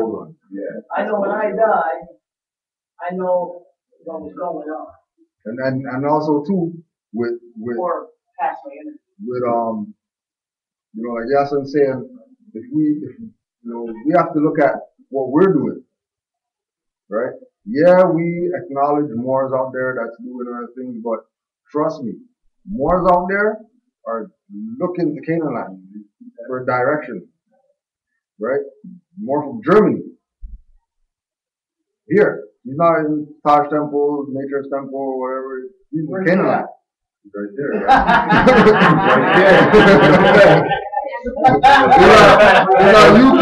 The original German war, you know what I'm saying? It's not U Street. You know? That's Right? This is actually happening. You know what I mean? And Brother Adiza could vouch. You know, he's the admin for the site. And all over the country, all over the world, people are coming through our website. Same way how he felt. No, we're not special or nothing like that. Right? We just stick with profit and principle. Biggest joke, 4:10 p.m. from Thomas on the site. Greetings. I'm a young man in search of knowledge of God, and I'm getting deep into Mormon history, and I want to take it to a high level and get active. Are there any temples in Toronto? See that? Right? Yeah, there's a lot. Every day. 727. Right? Assad Mohammed. I would like to become a member of the Moore Science Center. But this is every day you get a lot. Every day. Yeah. Every day. And that's the real benefit of what we're dealing with.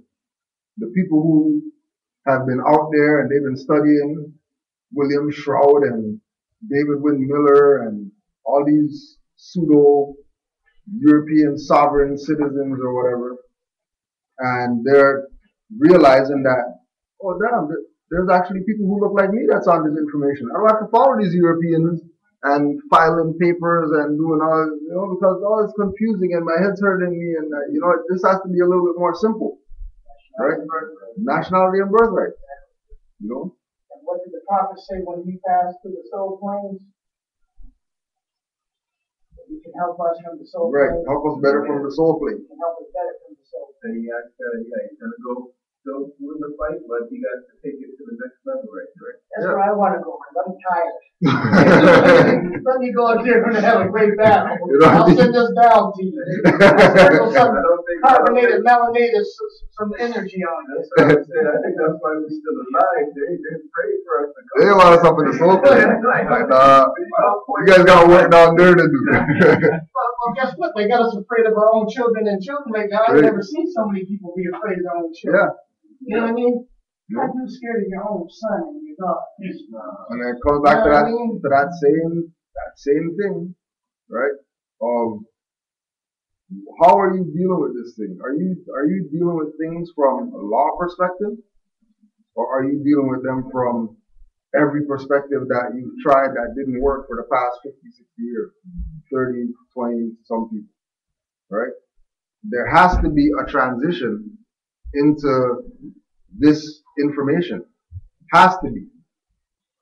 And the like I was saying, the benefit of us doing these things, like for example, with last week's class, right? Last week's lecture. The benefit of that was all those people that were new. Majority of those people who were up in here, they're not members. They're people that just, heard that we're doing it. They've been studying their own God. They said, you know what, let me go check this out. See what's really going on with this. They weren't people that have been coming to classes for the past 3 years or whatever. They're new people. That's the benefit, right? Because that's how, light bright. That's how we get the full picture. By individuals who aren't on this that came, like one of the brothers, he just passed through, but he's passed through maybe 7, 8 times since he came here last week. Brother Simeon, he doesn't stay, he's busy doing whatever, but whatever he's in here, you know what I mean? Just because, he knows what's up, and he's not gonna play around with, I don't know, you guys say Islam, and I'm not Muslim, and Allah, I don't know.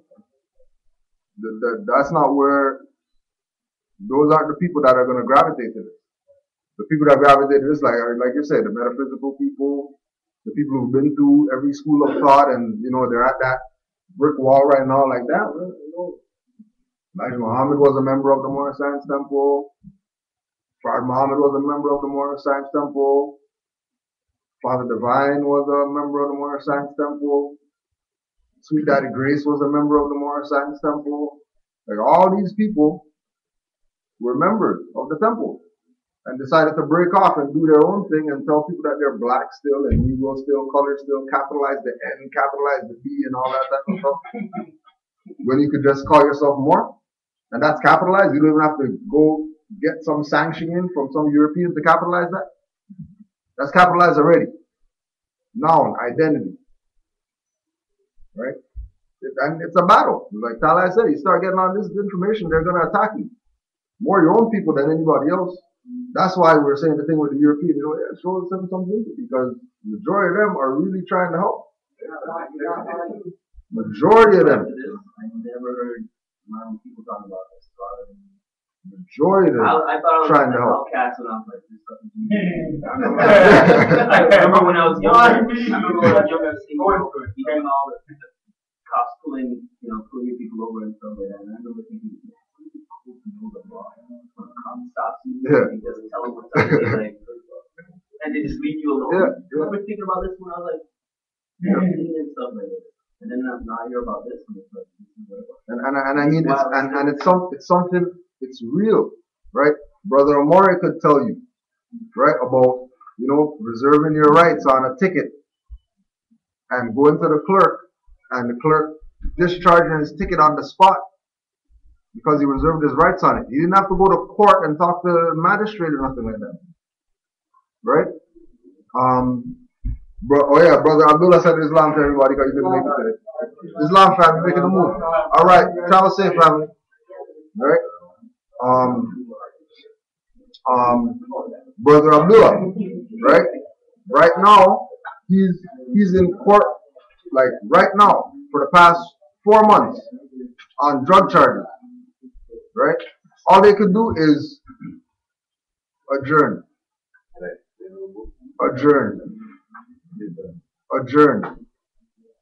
Go to the madhouse. Go take a psychological exam because we don't think you're, competent to stand trial. Goes to the people to go get the psychological thing. Gives them a writ saying that it's against my religion to get psychological assessments. Cam H is like, okay, well, you seem pretty competent if you could write this letter about telling us that you have rights and we can give you a psychological in their agreement as well, it tells you that you don't have to consent to take this assessment. Take the assessment. Right? So he read that and said, well, it says right here in your give him a letter. They signed off on something. You can't do this without saying that he's competent. When they're supposed to be an ally with the court. That they're just supposed to say, yeah, right, whatever, this guy's crazy, whatever.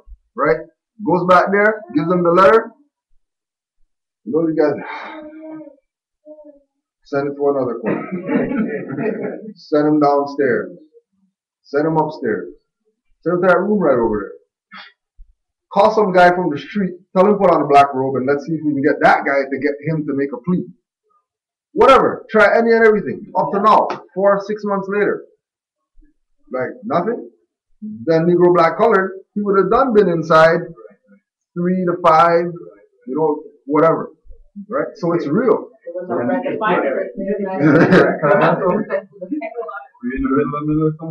I'm testimony. So then to add to what he's saying, like, I've been, and the courthouse he's in is Old City Hall. And I've frequented that for years and years. I've even been in there doing traffic stuff there. No, not really, or criminal stuff. No, but I'm on a possession of marijuana charge right now too. So when that happened from September, and they put me on curfew for that right now. So I've been to court like 3 times. And because of what Brother Abdallah is doing there in that specific courthouse, it's trickling down. So like it's a lot easier to go in there as a more now and get a process going for yourself. So let me give you an example. Like, okay, I had court in November. Okay, I went first appearance, got bail. They put it off for like a month or almost 6 weeks. November. Went that time. They didn't have disclosure yet. They're trying to make me. They tried to set it for November 9th. This is my brethren Earth Strong. Like they knew, like you guys are trying. No. You know what? This is the first day. I go, you know what? I'll come back the 8th instead of the 9th. I'll come back the Thursday. Thank you very much. They came back that day. The disclosure ready? No, the disclosure's not ready. They want 3 weeks. I go, no. And you know, I proclaim my national Yasun Kofi Samaka L. Okay, it's November now. Yasun Kofi Samaka L. X relation corporate name. Who? What X relation? Who are the people? Like, are you him? Right? They doing all these. Boom. I go, well, they want to put it off for 3 weeks. Maybe come back sometime in December. Like, close to like the holiday times when they're congested in there. And I said, no. I'll come next year sometime. Let's make it 6 weeks. I'll come back the 3rd of January. So I was like, no, that's too long. Like, no, why do you need so much? I'll come back the 3rd of January. See, that works for me. Thank you very much. Those other days don't work for me. Okay, 3rd of January, I don't know what I programmed in my mind, but I programmed the 4th. So until the day of the 4th, I look at the slip, I'm like, oh my goodness, it said the 3rd on it. So I missed my court date now. That morning I woke up, the 4th of January, this January that just passed, went to the courthouse, sitting in the court just chilling. Because I literally, actually maybe it was later that night, when I checked it and seen the date. But I literally went there the 4th and not call my name, so I'm like, what the hell, what's going on here? Boom, no, you don't have court today, You're supposed to be on the 3rd. There's been a discretionary bench warrant. You know, that's not a discretionary means like, okay, well, if he shows up or if his lawyer sends a message or something, we won't send out a bench warrant for him, so we'll wait. So I went after the duty counsel. The duty counsel sent me upstairs to the duty counsel office. Went there, they said, oh, we don't know anything about if there's a bench warrant for you or if they put out their discretionary, if they give you a new date, go check the clerk's office. The clerk's office. Went there, nothing. So go downstairs and check the bail office, the bail people, whatever. Boom, went there. They said, oh, what's your name? What's your name? Like I never even like they don't know what I'm dealing with. They think I'm the person, but no, I'm Yasun coming to deal with the matter for Jason. So they'll be like, what's your name? I go, the name is not my name, right? So it's like I'm never putting that on myself. I'm never putting that karmic debt on myself to say, okay, I'm so and so. So yeah, the name on the thing is so and on the file is so and so, right? Okay, well, oh yeah, just a discretionary bench warrant. They say you gotta come back the 10th of January. So me now, that was the 4th.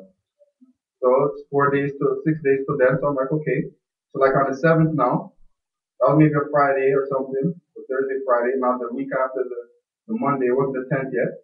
I get a note from duty counsel, a letter saying this is not an official legal document where you're required to come on the 17th. You tell me your date is the 17th.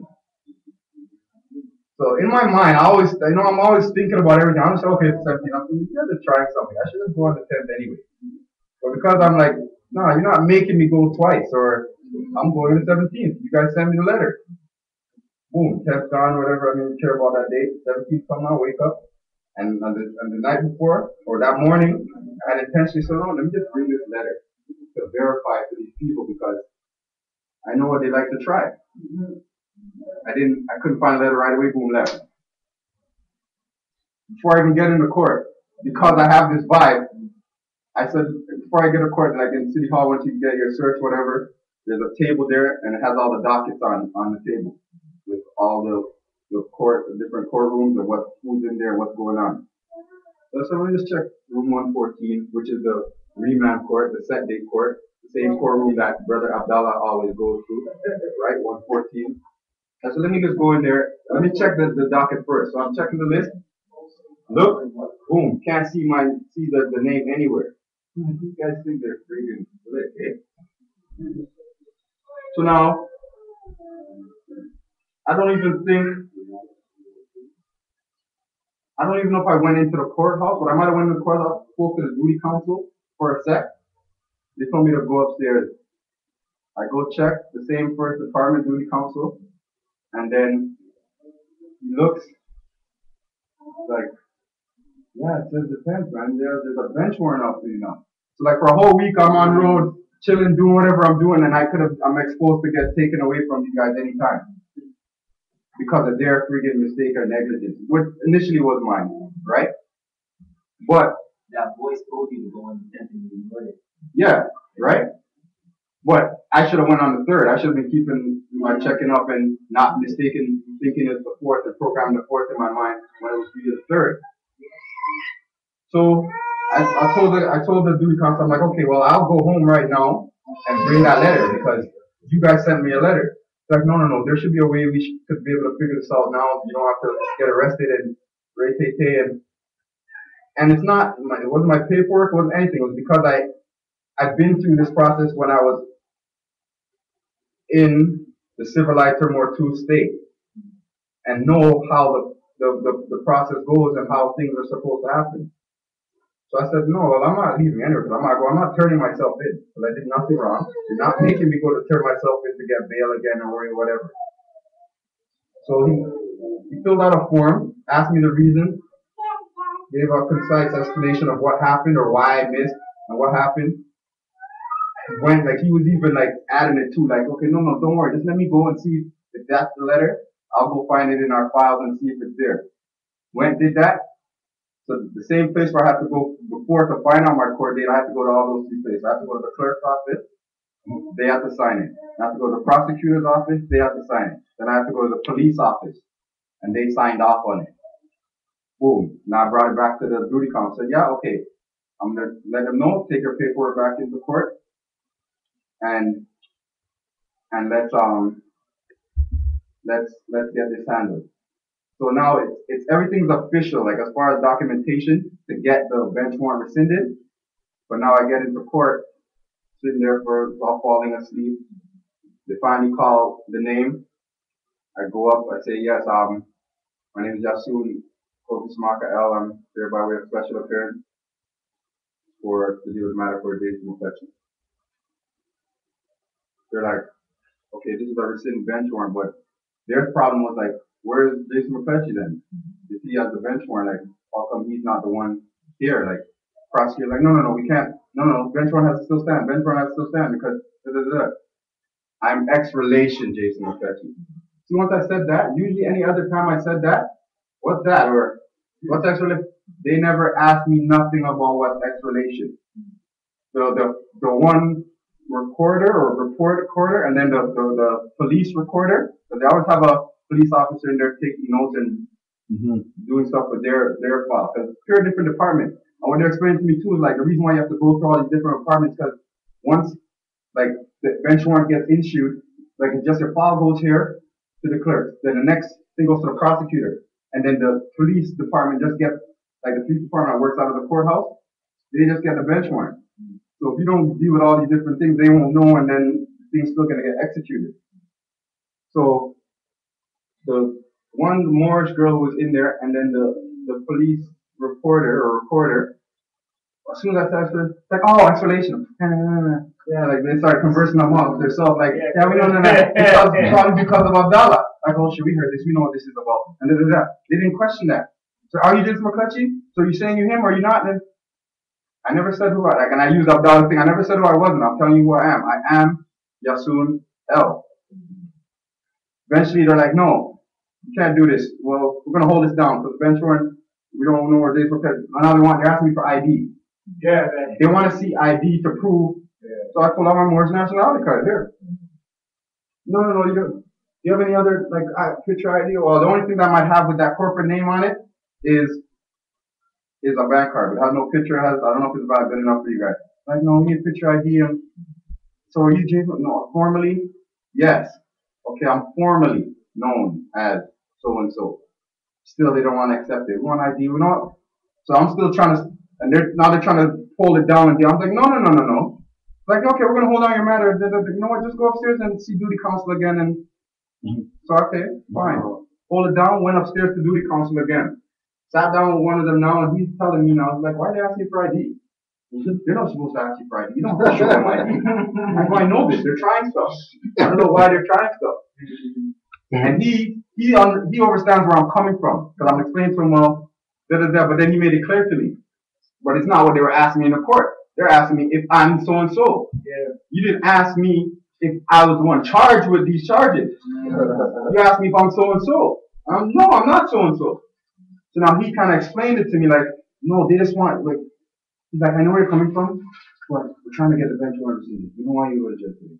So like you have to. I go, so what are you trying to say? You want me to relinquish my rights? You go, so then in the long run it comes back to bite me in my ass. That's what you want me to do. You want me to say I'm this person that's assumed the position?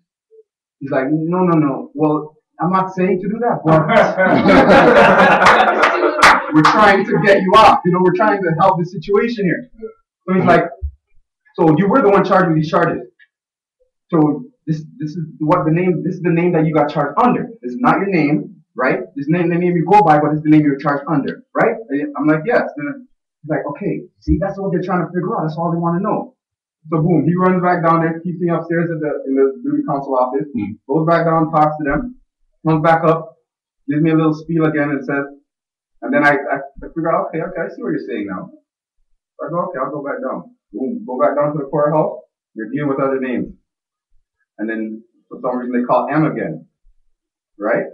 So I jump up quick because there's enough M's and everybody wants to try to go first. So I get to them, and they're like, no, we said we're going to hold you now. I'm like, no. And then the duty counsel who was in the courthouse now said, no, he went up there and spoke to them, so we're ready to deal with this matter.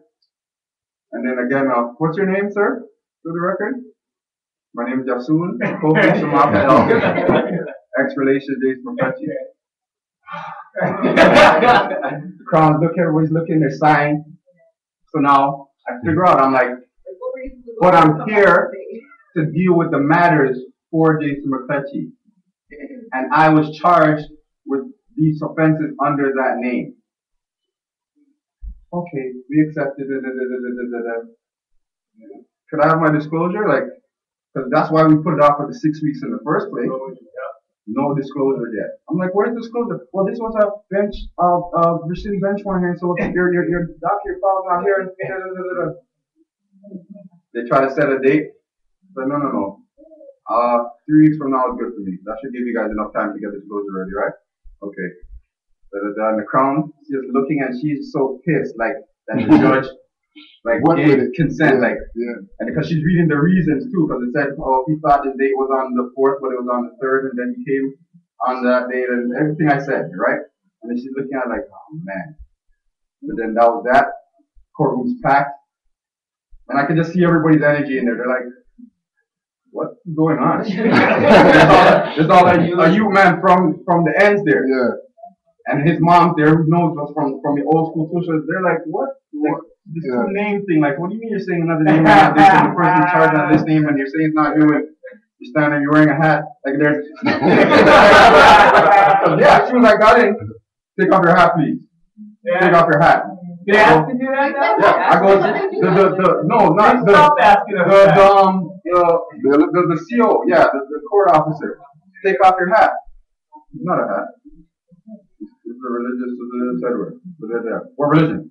I'm Moorish American. And I've worn it in all the different venues and I've never been told to take it off. So.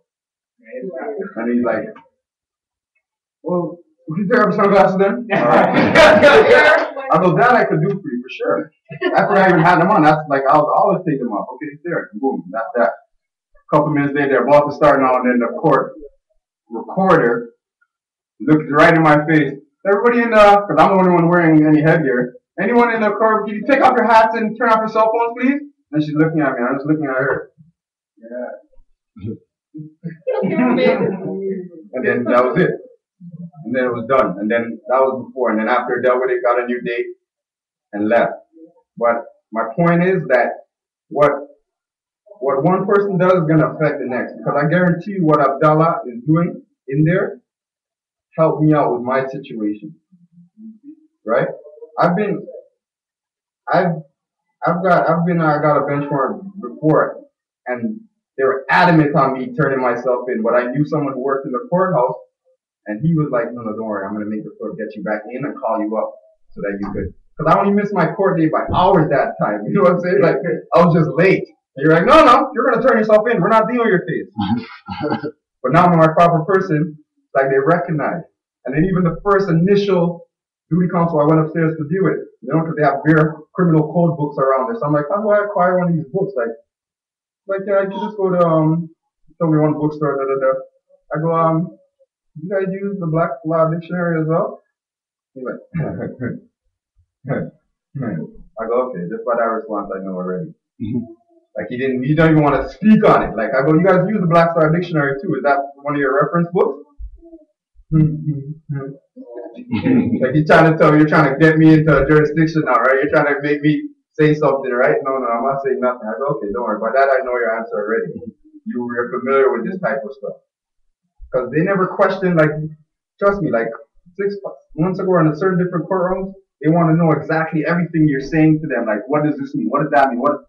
Now, there's a familiarity. Like, they are not asking that many questions no more because they know. They know what's going on. So we just got to keep doing what we're doing and stay active and don't be afraid because they're more afraid. They're more afraid than anything else. Yeah, way more to lose than we got. Yeah, exactly. The next thing is there's like a guideline, but it's not like say that you have to do and say like certain criteria, right? Like yeah, like knowing it and then going into the venue and just when you just speak with them, and especially the more you do it, then the more you learn, the more confident you are, the more versed you are. So when you speak to them, you more read their vibe and know how to speak with them. And then like I'm not coming with no negativity or no animosity towards them. I'm treating them like, yo, yeah, this is law. I'm in here to speak the law. Like you know, not personal, not emotional. I'm not striking at you, not disrespecting the judge by saying these certain things. I'm just saying what is law. Like you wanna tell me I have a criminal charge, then by law I can ask, well, where's the injured party? Yeah. That's law. For there to be criminal, there has to be an injured party. Like in whatever aspect, but you can, there's many different approaches. Like I've been in the court venue and I've never really challenged jurisdiction yet. I've never challenged them on jurisdiction yet, and I've gotten charges thrown out. Just the way I've dealt with the peace officer before we got into the court venue, or the peace officer at the time of the ticket. You know, like our peace officers just beg me, right? Like, shit, man, I'm so mad. I wish I didn't give you these tickets, man. You're such a good guy. Don't worry, when we go to court, I'm gonna get all these drop tickets. And that's being the nobler, being the more knowing law, but in the same token, it's your energy, it's how you approach the situation that really matters. You had question, brother? I was gonna say like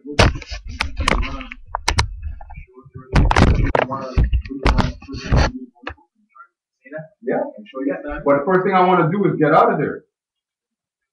Ultimately, it's all about going home.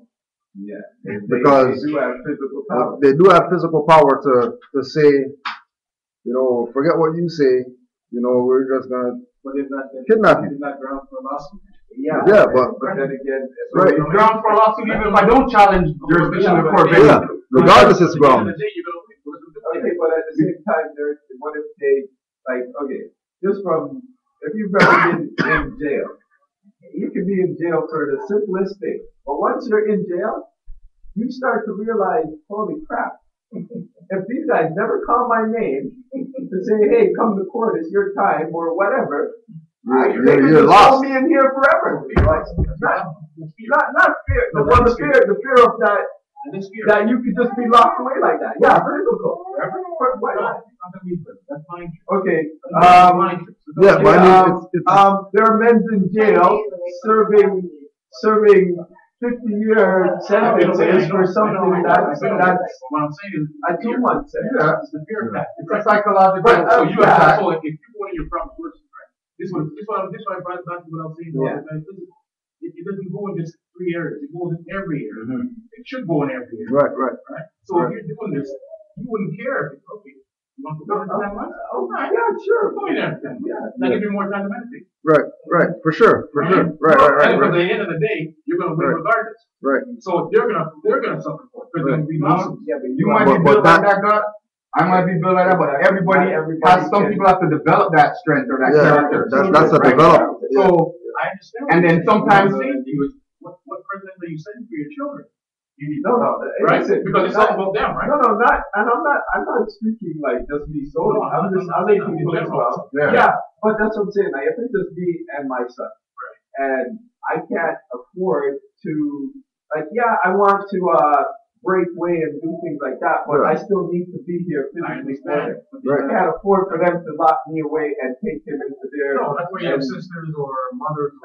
But that's what I'm saying. Not everybody has this. I'm just saying, and not even just me, but not everybody has these other branches to And then everybody can't. Some people feel like it's just them against the world. Some people might have intentional support too, but then when the shit is the fan, I'm like, now I gotta put down everything to take care of your family. That's a hard thing just to do like that too, like. Everything goes back to what I was saying. Well, one thing It's too. not fair, and we don't have that. Like, for me personally, I do this, so I don't have the fear of them doing that to me. Like, I understand that's That's what they use. part of the That's what game. they Exactly. use. I understand that's part of it. When you bring a change, you know. But see, that's the thing. Put When myself out there as the lamb for the nation. we're gonna break the chains when we have that knowledge, because the knowledge, right? The knowledge is what gives us that confidence to say, this guy can't do nothing to me right now. This guy doesn't have jurisdiction. Like, what you talking about? Where's your license to practice law? Where's your this? Where's your that? Right? So, but that comes with being around people that are on that frequency, dealing with people, but like Easier said than done. Yeah, Experience, you know why? Because you're basing that off of what you've been through, so you know you're ready for that. For someone who's never been incarcerated, never been arrested, never been stopped by the police, that could be the most traumatizing thing for them or experience for them in their life, and they're not going to be ready for it. So you can't expect. So that's where you're right. The training comes in, but then we have to have that faith of the mustard seed thing to move mountains. Like an effect is what you're talking about, like knowing that everything is going to take care of itself. Yeah. Everything's going to take care of itself, right? And this is how they get most of that. That's how they get off. Yeah, that's how they get it. Listen, I know for a fact. Right? You know everything's going to take, but because of our tainted human nature that we have now, because not our human nature, because nature means from the beginning and that's what it is, but because of our conditioning and program, which makes that our nature now, we're traumatized.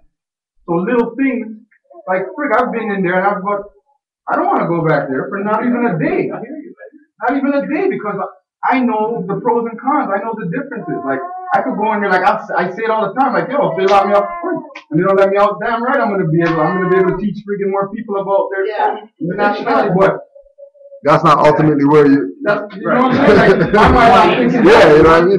and someone, it's a selfish mentality. If we're thinking about ourselves, if Brother Afif is thinking like, well, frig, it's selfish and it's unselfish, because what we do and the sacrifice we make right now are going to be for the nation. But in the long run, but now we think about our short term, whatever short term and our long term, like, okay, that might help the nation, but his wife, his 2 children need him right now. So as soon as he's out of the picture, they're going to suffer for however as long. If they keep him in there for 10 months, a year, 2 years, they have to suffer. It's the indirect stuff that affects sometimes more.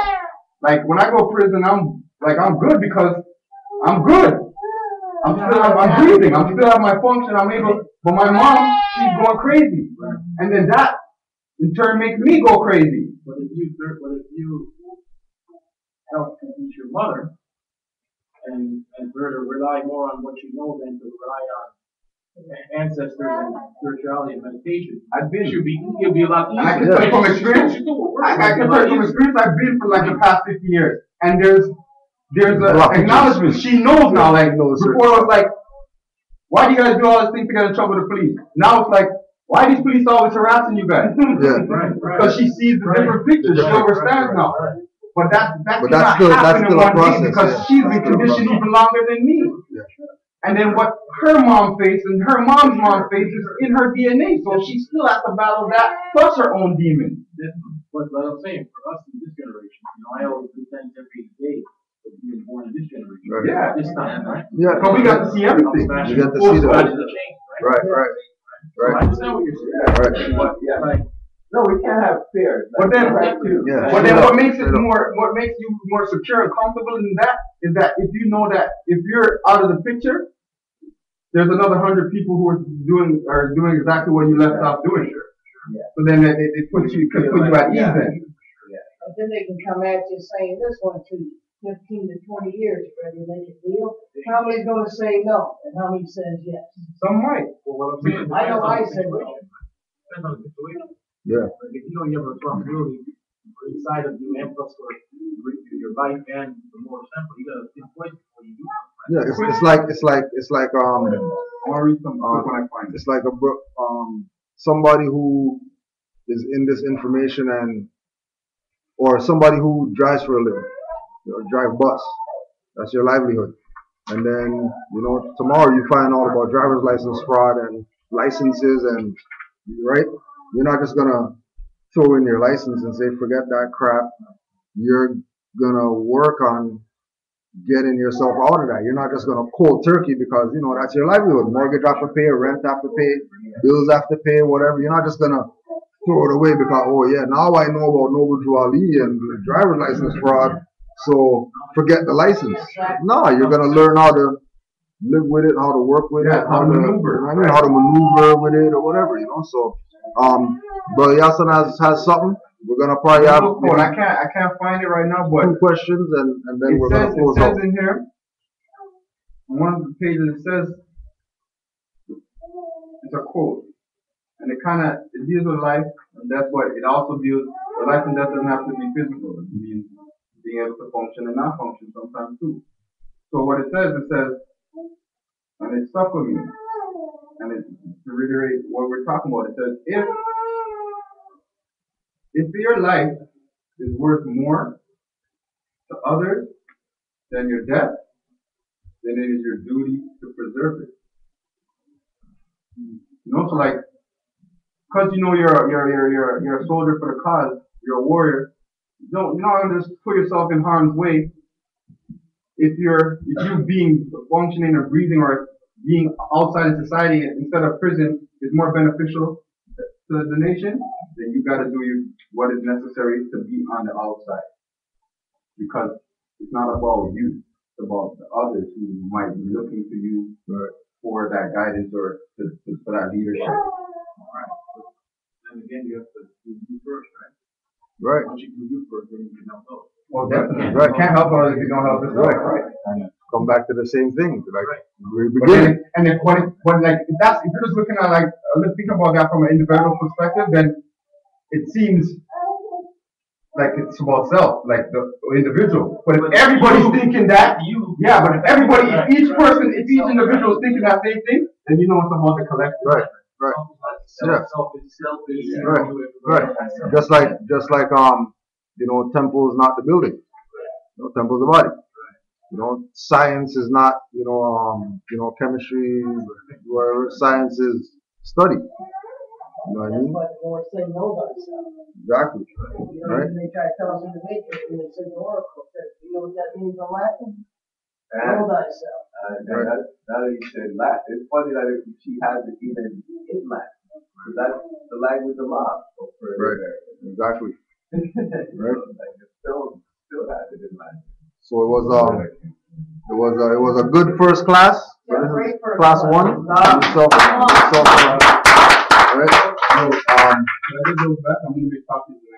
We're gonna be going again on Tuesday. We'll be streaming the class here. But it would be in Scarborough at our redemption services, 7 p.m. Yeah. Oh, that's me. All right. But M-O-H-R. Right. All right. And also to 27th of the month is upstairs grand opening.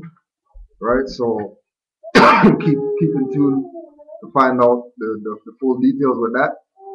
And then February, we're going to be starting up Rethinking Black History Month lecture series. We got 4 Skype set up so far. We have Canaanland Moors, Professor Denham L. that goes by the name Professor Iself. You could look him up on YouTube, Professor Iself. He has a lot of stuff on the Prophet, Noble Drew Ali, metaphysics, etc. We have Grand Chief Nature El Bay from Asbury Park, New Jersey, from that temple. And that lecture is going to be him and a few other Moors, because they're actually doing a lecture for Black History Month on that day. So we're kind of going to be, welcomed in, if you will. And Asir, the Duke of Tears, Skype lecture, and that's going to be end of the month. So we'll have the flyer. We'll have the flyer by next class. If you don't get to come by, make sure you check the website. Calendars on the website, canaanlandmoors.com. And spread the word. Yeah, spread the word. We're trying to generate these functions are for the knowledge and information, but we're also trying to sustain what we have now. So right. We need to see that. Right. Yeah. Class or somewhere I can look up day one, like law 101. This like if I'm going to like YouTube or coming here listening, I'm going to if I go to the hospital tomorrow, I'm not getting it. Yeah, best thing is rvbaypublications.com. A lot of the beginner classes still on YouTube. That there's a lot of beginner more classes on YouTube. There's also we also have there's a 15 class set that we have there, right? It's $100 for it. 15 classes, starts from 1 minority to name game to advanced. You know what I mean? So, but again too, like don't think that this isn't basic. Like this is basic. That's not what I'm saying. Yeah. I'm saying is like, for me that I can add more to the group, you know what I mean? Right. If I know half the things. Yeah. Right. That's the whole thing behind the question thing. Right. You know that you got 50 questions. Ask them all. I gotta tell them. The guys are every time we have a question, we don't write them down. Like I've got problems. I can remember everything. But some of the questions we write them down, come back and answer. Cause we'll have some and then it doesn't get addressed. Maybe because of the time and other people putting in there. And then boom. So if we write stuff down, bring it back next class, then we can hit everything. Yeah. And we're open to questions. And then like certain questions could become study guides. Right. Yeah. You know what I mean? Black project. We're always learning. Yeah. What edition? First, second, third, fourth. Yeah, there's two. Yeah, there's two in there. Yeah. We want to know about basically the definition of words, like what they mean. Right. That's what really. But I mean, like a police officer pulling you over. You come here. You want to know what to tell them. Well. There's no protocol. If you will. No, what I'm saying is you gotta get one of those basic. Yeah. You wanna go in there and say, well, see, like that, all that stuff there comes with you come in and because remember also too, a lot of the learning that we get is from building with each other. Yeah. So make sure you get numbers or whatever. You know what I mean? Call the Moors up. Like, because sometimes we're studying stuff and then they drop something on you that you have no like knowledge of. Right. And because of that, now you can go back and research, and then you have another something more on top. So it's experience is the best teacher too. The last at the event and Justice got stopped by the police. Yeah.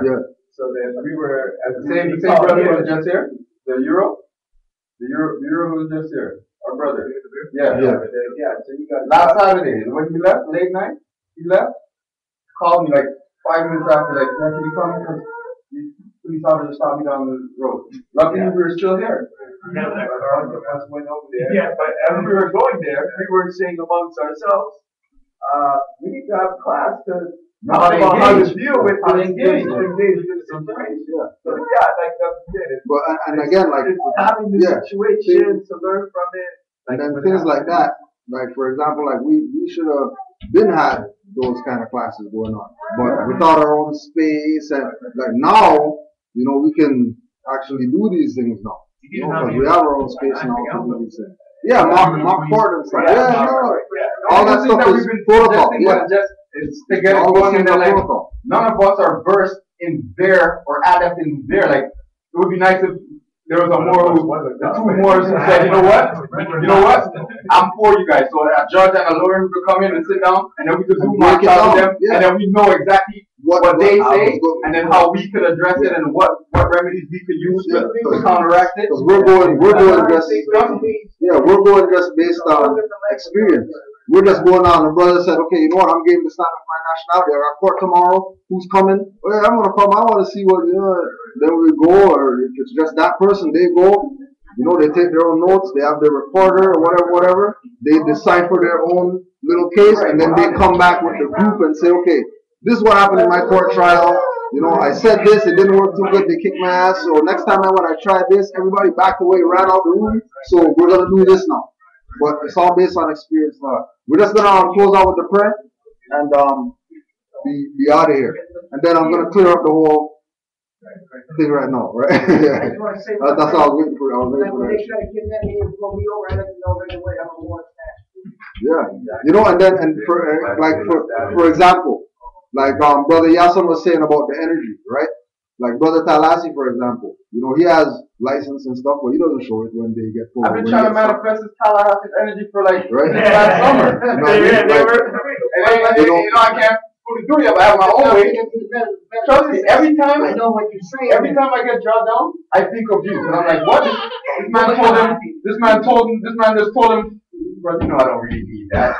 And I try to tell him, and you got to still give me the ticket? Yeah, all right. Yeah. I got to clean up some stuff inside here. I know you're a business. Exactly. Okay. So 5 and the 7. 5 on the left, 2 on the right. Right? Ultimately it's 7. And then, you know, circle 7, 7 on the right. Well, yeah, the other boy for Flav 2 with the 5 on the 2, right? So it's a universal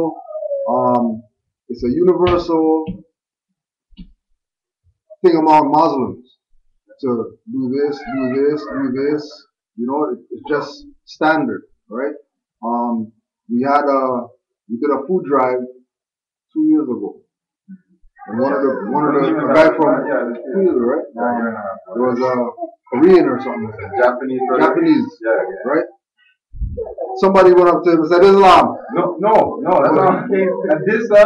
Adissa went and was reasoning with him. Then Brother X said, you know, because of the movement, let's take a picture. They stood up. Adissa stood up. The Japanese brother stood up. And then right away he just went like this. And then Adissa didn't even put up his yet. And the man was already there doing his. Like, how do you know about this? Like, my country, it's customary. Right? And because he knew about, not because he just did it, he's seen our feathers. So he identified. As Muslim. He identified. So right away, little street Japanese man. In Toronto. Boom, just put up his 5 and his 2. And then you could also look at this, like, this is arm, like arm head. So that one is. The 2 is the feminine, masculine energies, the duality, whatever you want to call it, which creates that oneness. So it's all one back in the same thing. Then it's also, you know, like lining up the chakras. Right? 7 chakras, right? 7 chakras, you know, and just getting back to the ancient customs that we used to have. That just like with the Japanese, it's just normal to just go like this when you see. Yeah. And we don't know, right? So, and then once we know and we demonstrate certain things, it would automatically, you know, it's like when we did like Afrofest and stuff like that. You know, like first year that we did Afrofest, like there was people running up to us to take pictures, or I never seen black people wearing feathers before. This is so new. Oh, can I try it on? Right? Because once we recognize ourselves, people recognize us. Right? Once we recognize we got a prayer, we have a prophet, we have a flag that's been here 10,000 years, we have certain customs, you know, feathers, turbans, right? There's not anything new to people who have this knowledge that were brought up from this small in more science, metaphysics, whatever, right? So it's all about us just, right? And the so-called Catholic catechism, right? The religion of, question, answer, and everybody doing stuff together, custom, is really our stuff. Crosses and churches or whatever, is really our stuff. Celebrating January 1st, winter solstices, equinoxes, whatever, is all our stuff. And that's all the sciences that they have, that they're using to rule the world, that we're in the dark. Right? Islam. So 5 on the left, 2 on the right. Allah, the Father of the universe. Allah, the Father of the universe. Father of love. Father of love. Truth. Peace. Freedom. Freedom. And justice. Allah is our protector. Allah is our protector. Our guide. And our salvation. By night. And by day. To his and holy prophet. Noble to Ali. Islam. Peace and Hotep. Islam, Morris. Like that day I went to court too. As I was getting the last paper signed, see 2 peace officers walking. Like, hey, look at that. That's the Shriners at. I'm like, yeah, but it's originally the Moorish American hat. What is that? And then I can see the partner not really saying nothing. I go, hey, you know about the Moors, right? You know about the Moors. It's like, oh, they know.